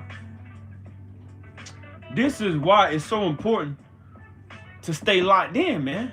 You know, this is why it's so important. You know, you kind of contemplating, you're going back and forth. Ah, man, I don't know, man. I don't know. No, you gotta stay locked in with the Holy Spirit. You gotta fight to stay in the Spirit. You know, you can't be taking time off. Next thing you know, I don't know, man. I'm trying to get back in the truth. I'm trying to get back on the corners. I'm trying to do this, or you're trying to do that. You know, you ain't how you used to be, man. You know, you gotta watch brothers and sisters like that. You know, where you been at, Art? Where you been at, sister? Where you been at, King? You know, you can't just let somebody come back if they done left, man. You don't know what. Hey, Jonathan, Simon, Mattathias, they wasn't like that, man. You know, you got to separate yourself from a lot of Israelites too. You know, because you got sellouts around you. Verse 22, 2 Maccabees 10 and 22. And you can't be sensitive and effeminate neither, man.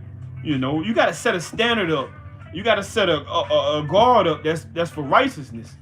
You know, because there's very few men that's really going to put their foot down. You know, this is why the Lord say, don't do no unrighteousness in judgment. Don't be a respected person. This brother used to break down the prophecies real mighty. You know, we got to let him back. You know, this brother used to give mighty arms. You know, we got to let him back. You know, this brother used to make sure everybody was straight. We got to let him back. Man, you better go on a fast. You better pray. You know, and wait and receive a confirmation from the Most High. Until then, no. You know, you on the outskirts. You know, we gotta watch you. We gotta examine you from afar. You know, because you trying to come back in, you might try to overthrow everything that we built up. You know, 2 Maccabees chapter 10 and verse 22. So he slew those that were found traitors. You see that? It didn't say he brought them back. You know, it didn't say he kind of just made peace with them. You know, hey, these are your own people, man. You know, these your own people. You gotta make sure that you're responsible for a lot of other souls. Our forefathers put that out there. You know, doubtless shall I avenge my nation, my brothers and sisters. You know, my brothers' wives and their children. You know. 2 Maccabees 10 and 22. So he slew those that were found traitors, and immediately took the 2 castles, and having good success with his weapons and all things he took in hand, he slew in the 2 holes more than 20,000. Now Timotheus, whom the Jews had overcome before, when he had gathered a great multitude of foreign forces and horses out of Asia, not a few came as though he would take Jewry by force of arms. But when he drew near, that they were with Maccabees, turned themselves to pray unto Most High God, and sprinkled earth upon their heads, and girded their loins with sackcloth, and fell down at the foot of the altar, and besought him to be merciful to them, and to be an enemy to their enemies, and an adversary to their adversaries, as the law declared, according to Numbers 22. You know, so hey, we gotta make sure that we're not playing games, man. Verse 26. Salaki, I wanted to get Proverbs, because hey, the truth, the Most High's truth ain't a game. You know, this is Proverbs chapter 11, and I'm gonna start at verse 20. Proverbs chapter 11 and verse 20, and it reads, I'm gonna start at verse 19. Proverbs 11 and 19. As righteousness tended to life, so like as righteousness tended to life, so he that pursueth evil pursueth it to his own death. They that are of a forward heart are abomination to the Lord, but such as are upright in their way are his delight. So hey, the Lord has a eye for abominations too, man. Filthiness, wickedness. Verse 21, Proverbs 11 to 21. Though hand join in hand, the wicked shall not be unpunished, but the seed of the righteous shall be delivered. You see that? So if you want to join hand in hand with the wicked doers, and with the heathen, and with the sellouts, hey, they not gonna go unpunished. The Lord gonna make sure they get up with them. The Lord gonna make sure he get up with them. Now you had many other sellouts that you read about in the scriptures. Let me get this in Luke. You know, this is Luke chapter 22, and we're gonna start at verse 2. And who was one of those sellouts? That was Judas. You know, Judas sold out as well. Luke chapter 22 and verse 2. I'm gonna start at verse 1. Now the feast of unleavened bread drew not, which we already kept. You know, I'll praise to Yahweh Shem Shah, which is called the Passover. And the chief priests and the scribes sought how they might kill him, for they feared the people. Then entered Satan into Judas, surnamed Iscariot, being of the number of the 12. So Satan get into your mind too, can intervene in your spirit too. You know. And this was one of the 12. He seen the miracles. He knew the in-depths of the word. You know, he knew a lot of things that a lot of us don't even know. You know, so it doesn't matter how much you know about the word. It doesn't matter if the Lord revealed this to you or if he didn't reveal this to you. That is not going to make or break you. That is not going to stop anything from being done. You know. So a Judas sold out, you know. Verse 4. Luke 22:4.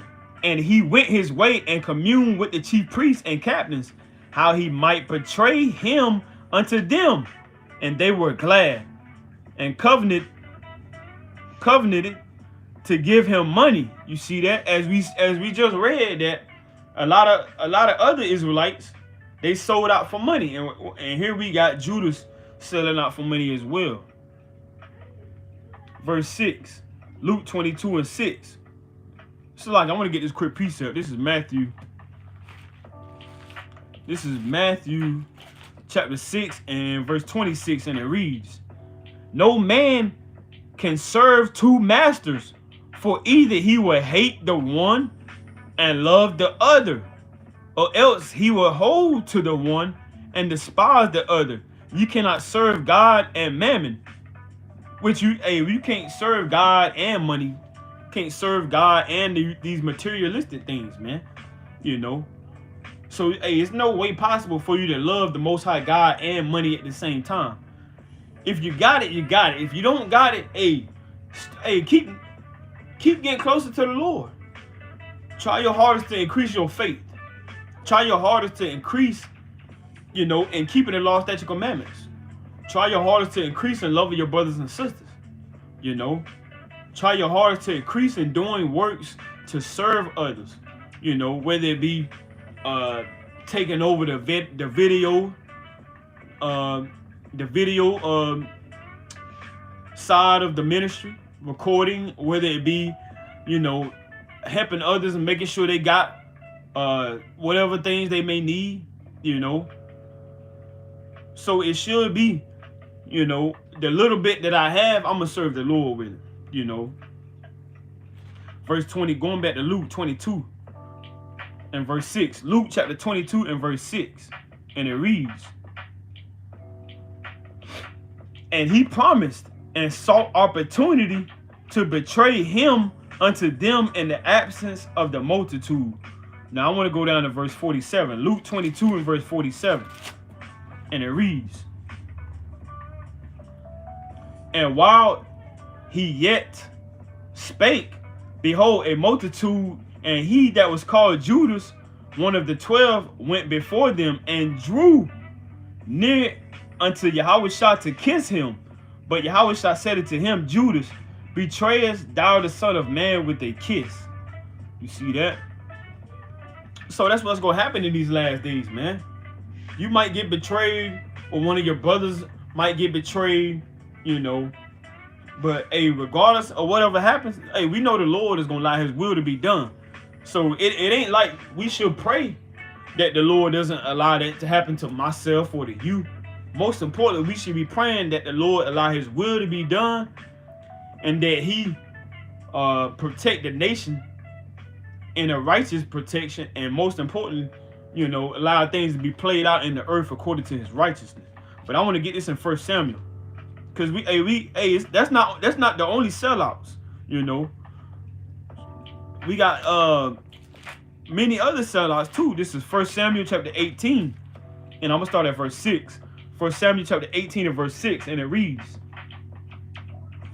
and it came to pass, as they came, when David was returned from the slaughter of the Philistines, that the woman came out of all cities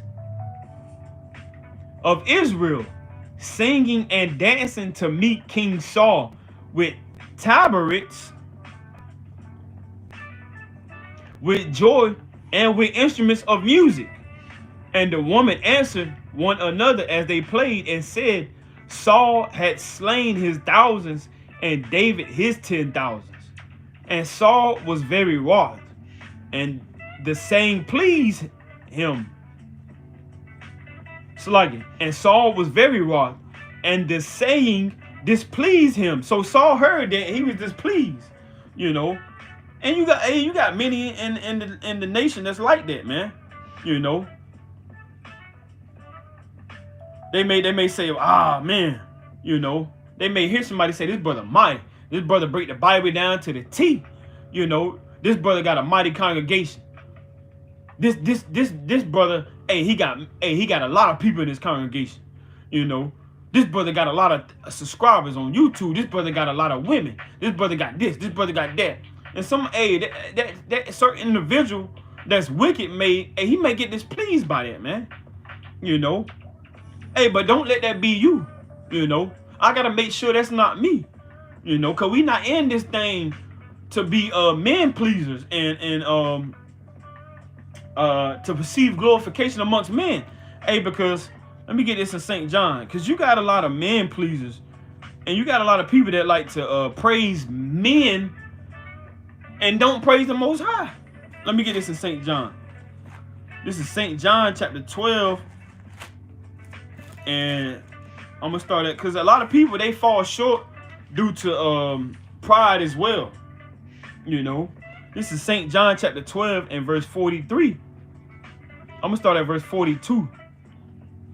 Nevertheless, among the chief rulers also many believed on him, but because of the Pharisees, they did not confess him, lest they should be put out of the synagogue. For they loved the praise of men more than the praise of Most High God. You see that? They love the praise of men more than God. You know? And so this is one of the reasons why many will fall in these last days, man. You know? And sellouts is not going to be granted salvation unless they repent. You know, as you see the title, you know, salvation is not for sellouts unless you repent, you know. So let me get this in Galatians 1 and 10. Because they love the praise of men more than the praise of God. Galatians 1 and 10, and it reads, for do I now persuade men or God? Or do I seek to please men? For if I yet please men, I should not be the servant of Christ, Hamashiach. You see that? So as we go back to 1 Samuel 18 and verse 8, and it reads, and Saul was very wroth, and the saying displeased him. And he said, they have ascribed unto David 10,000s, and to me they have ascribed but thousands. And what can he have more but the kingdom? And Saul eyed David from that day and forward. So he was jealous of him, you know. He was vexed according to how people looked at King David, you know. But the Lord told us to humble ourselves, you know, and then he will exalt thee in time. You know, but now you got many men, according to how they was in the old days, you know, they like to put themselves on a pedestal. They want to be famous in the nation. You know, you got a lot of Israelites, they want to be famous, man. Hey, now is not the time to be worried about that, man. You know, work your work be times and let the Lord exalt you if it's of his will, you know. And a lot of times you ain't gonna get exalted in this world, man. You know. Suffer now and reign later, like we like to say. You know, like I like to say as well, suffer now and reign later. You know, this ain't the NBA, man. You know, you worried about an MVP, you worried about a championship, you worried about accolades, you worried about all of this worldly stuff. And this and like 1 Corinthians 7 and 31 says, the fashion of this world is going to pass away, man. You know. All of the stuff that you worried about, you should be worried about faith, building your faith up, getting closer to the Lord, being rooted, grounded, and anchored in the Lord, man. You know, not trying to receive 17,000 members, and we understand, we know that's good as far as souls being brought back to the Lord, you know, but don't put that before the righteousness of the Lord, man. You know. So 1 Samuel 18 and 10. And it reads, and it came to pass on the morrow, which is morning, that the evil spirit from God came upon Saul, and he prophesied in the midst of the house. And David played with his hand as at other times. And there was a javelin in Saul's hand, and Saul cast the javelin For he said, I will smite David, even to the wall with it. And David avoided out of his presence twice. You see that? And Saul was afraid of David because the Lord was with him and was departed from Saul. So Saul was afraid of David because the Lord was with him. Just imagine you a brother and you afraid of another brother because the Lord is with him. Just imagine that. You know, that's wicked, man. You know, I mean, come on, man. This is madness. You know, let's read this again. Because a lot of brothers do this. A lot of brothers got this spirit. You know, they talking about other brothers. They're talking about other brothers' congregations. You know. Now, we understand if things need to be corrected. Hey, things need to be corrected and you need to be gathered on. But, hey, how can we go about that? It's one good example you can go about that. You don't got to put stuff out in the public eye all the time. You know. If you don't spoke to the brother or the leader or the elder or whatever, hey, and they didn't go through it and they didn't because we understand the Lord said they don't want to be reproved because they're wicked. Roughly paraphrasing Sirach 32. Sirach 32 and verse 17 to be exact. A sinful man would not be reproved because he wanted to stay in sin. But this is Sirach chapter 31 and 15 and it reads, judge of thy neighbor by thyself and be discreet in every point. You know, so hey, a lot of times you got to judge of your neighbor by themselves, you know. But a lot of times, hey, things ain't gonna go that way, man. You know. So, like we just read right here, 1 Samuel 18 and 12, again, and Saul was afraid of David because the Lord was with him and was departed from Saul. A lot of brothers might depart from you, man, because they see the Lord is with you, you know.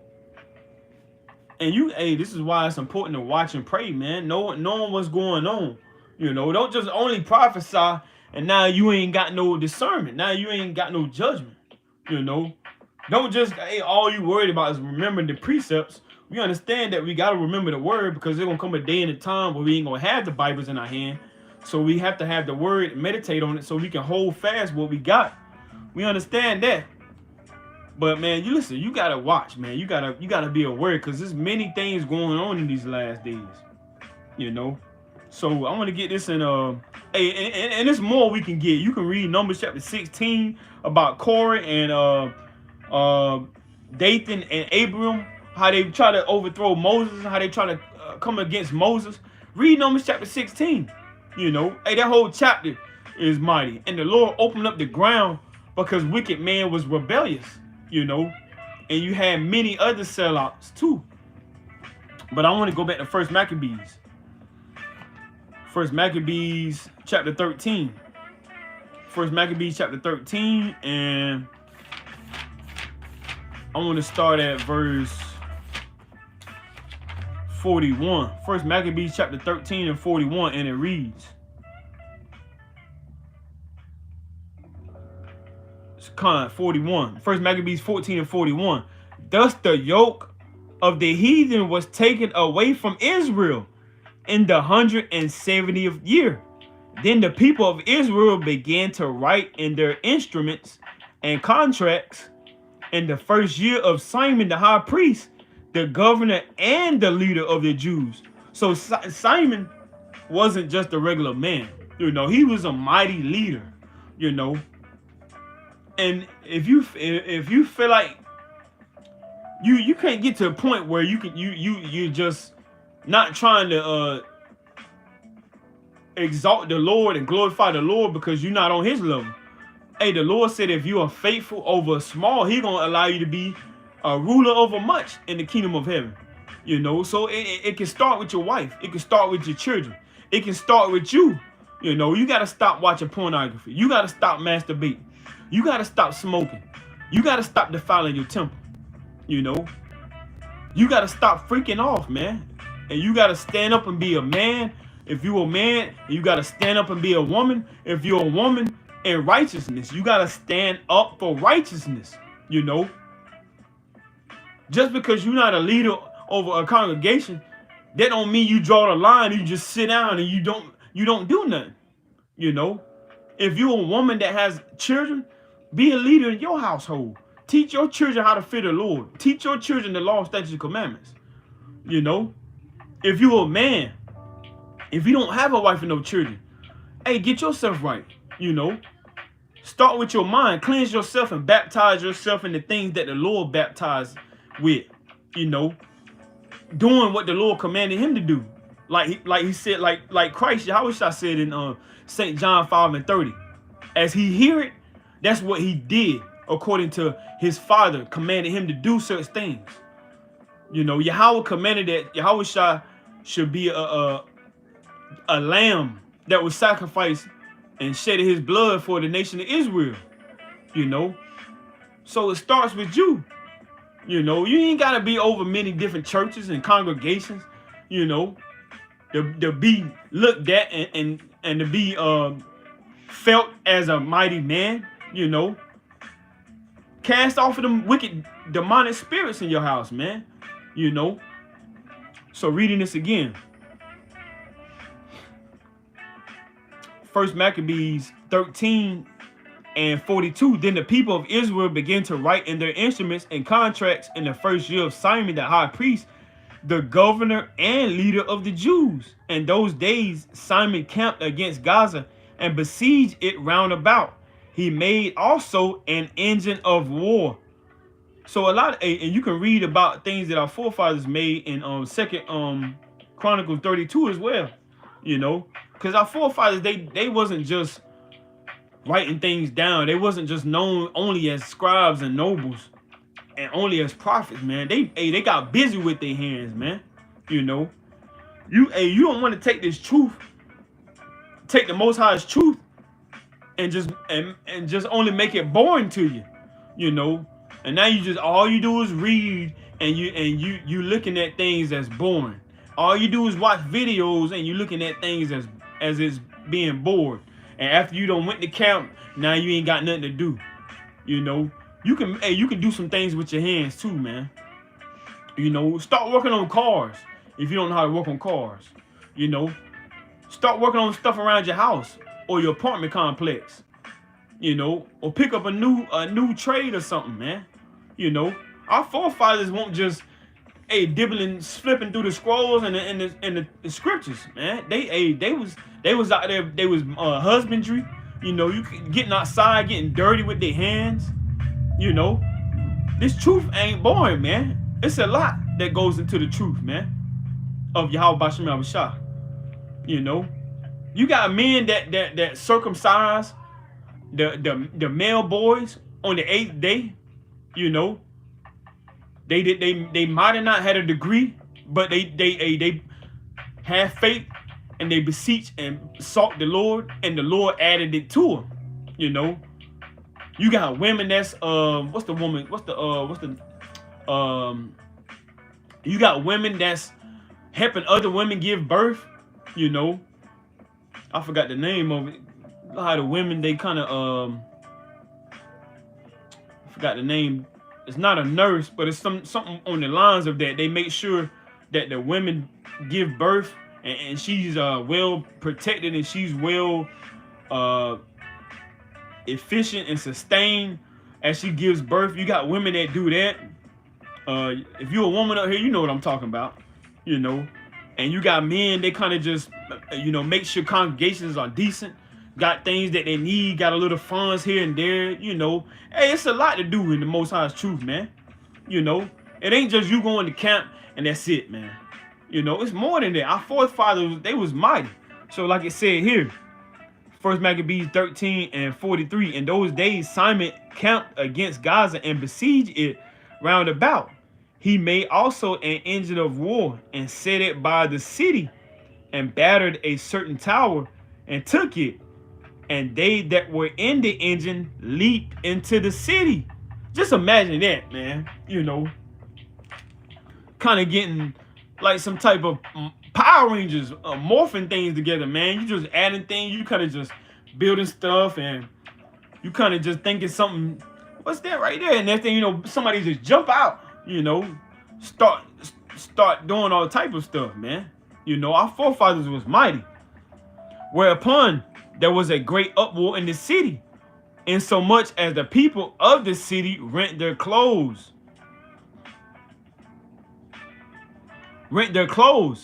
and climbed upon the walls with their wives and children, and cried with their loud voice, beseeching Simon to grant them peace. And they said, deal not with us according to our wickedness, but according to thy mercy. So Simon was appeased toward them, and fought no more against them, but put them out of the city, and cleansed the houses wherein the idols were, and so entered into it with songs and thanksgiving. Yea, he put all uncleanness out of it, and placed such men there as would keep the law, and made it stronger than it was before, and built therein a dwelling place for himself. They also of the tower in Jerusalem were kept so straight that they could neither come forth nor go into the country, nor buy nor sell. So he made sure that they had protection, you know, and provision. Wherefore they were in great distress for want of victuals, and a great number of them perished through famine. You see that? So they sold out, and he didn't put them to death, but they eventually they died for a want, for things that they didn't have. But they should have thought about that before they sold themselves out, man. You know, should have thought about that before you sold that music contract. And now Yahweh Shah is coming in the clouds. Hey, you done sold out. You've been serving these idols for a long time, and now you're weeping and gashing in teeth, and you see the chariots beam up the Israelites, and now you get destroyed. You know, so hey, you can't sell out. You gotta stay faithful. You gotta keep the law, statutes, commandments. You gotta hold fast to your heritage and your custom of being an Israelite, being a child of Jacob, Isaac, and Abraham. 1 Maccabees 13 and 50. Then cried they to Simon, beseeching him to be at one with them, which thing he had granted them. And when he had put them out from thence, he cleansed the tower from pollutions, and entered into it the 23rd day of the second month, in the 171st year, with thanksgiving and branches of palm trees, and with harps and cymbals, and with vows and hymns and songs, because there was destroyed a great enemy out of Israel. He ordained also that day should be kept every year with gladness. Moreover, the hill of the temple that was by the tower he made stronger than it was, and there he dwelt himself with his company. And when Simon saw that John his son was a valiant man, he made him captain of all the hosts, and he dwelt in Gaza. See that? So, hey, keep this day to the best of your ability. You still got a little bit more time according to the day of Simon. Hey, as we're keeping it, I'm sure other camps and congregations are keeping it in the nation of Israel. But be glad and rejoice in the Most High, and continue to pray for the downfall of your enemies. You know. So let me get this. I'm gonna get two quick precepts real quick. This is Numbers. I want to get Numbers chapter 24, and I'm gonna start at verse 17, and it reads, I shall see him, but not now. I shall behold him, but not now. Talking about the Messiah, the King of Kings, the Lord of Lords, as he was prophesied from old, which a lot of people don't understand. They can't grasp, but that's all right. Because every knee shall bow and every tongue shall confess that Yahweh Shah HaMashiach is the Lord and Savior of the nation of Israel, the Son of Man, that his Heavenly Father, Yahweh, and our Heavenly Father has given us. So Numbers 24 and 17, I shall see him, but not now. I shall behold him, but not now.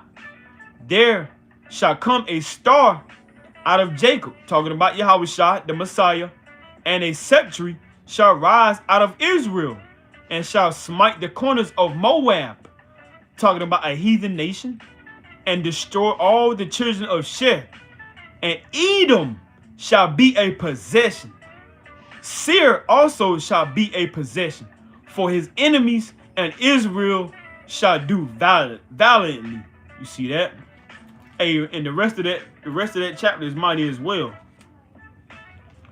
But keep this day to the best of your ability in righteousness, and be glad, man. You know, it's not a time to worry about bills. It's not a time to worry about the bill collectors keep calling you. Hey, you focus on the things that the Lord wants you to focus on. You know. So this is Isaiah chapter 26 and verse 3, and it reads, "Thou would keep him in perfect peace, whose mind is stayed on thee, because he trusted in thee. Trust ye in the Lord Yahweh forever, for in the Lord Yahweh is everlasting strength." And continue to do that to the best of your ability as the days continue to draw closer and closer towards the second return of the King of Kings and the Lord of Lords. Lord willing, this was edifying to you. Don't count this as a light thing to do. Fisherman for Zion. Peace and blessings to you. Lord willing, if you're in the area, make sure you go out and get the word this Saturday at 3 p.m. Lord willing, if we're still in the land of living, and continue to keep the day assignment to the best of your ability. You know, a mighty feast day that the Lord commanded that you remember and keep. Peace and blessing to you. All praises, glory, and honor to Yahweh by Shem Yahweh Shah Mashiach. All praises, glory, and honor to Yahweh by Shem Yahweh Shah, call Allah Yahweh by Shem Yahweh Shah Mashiach.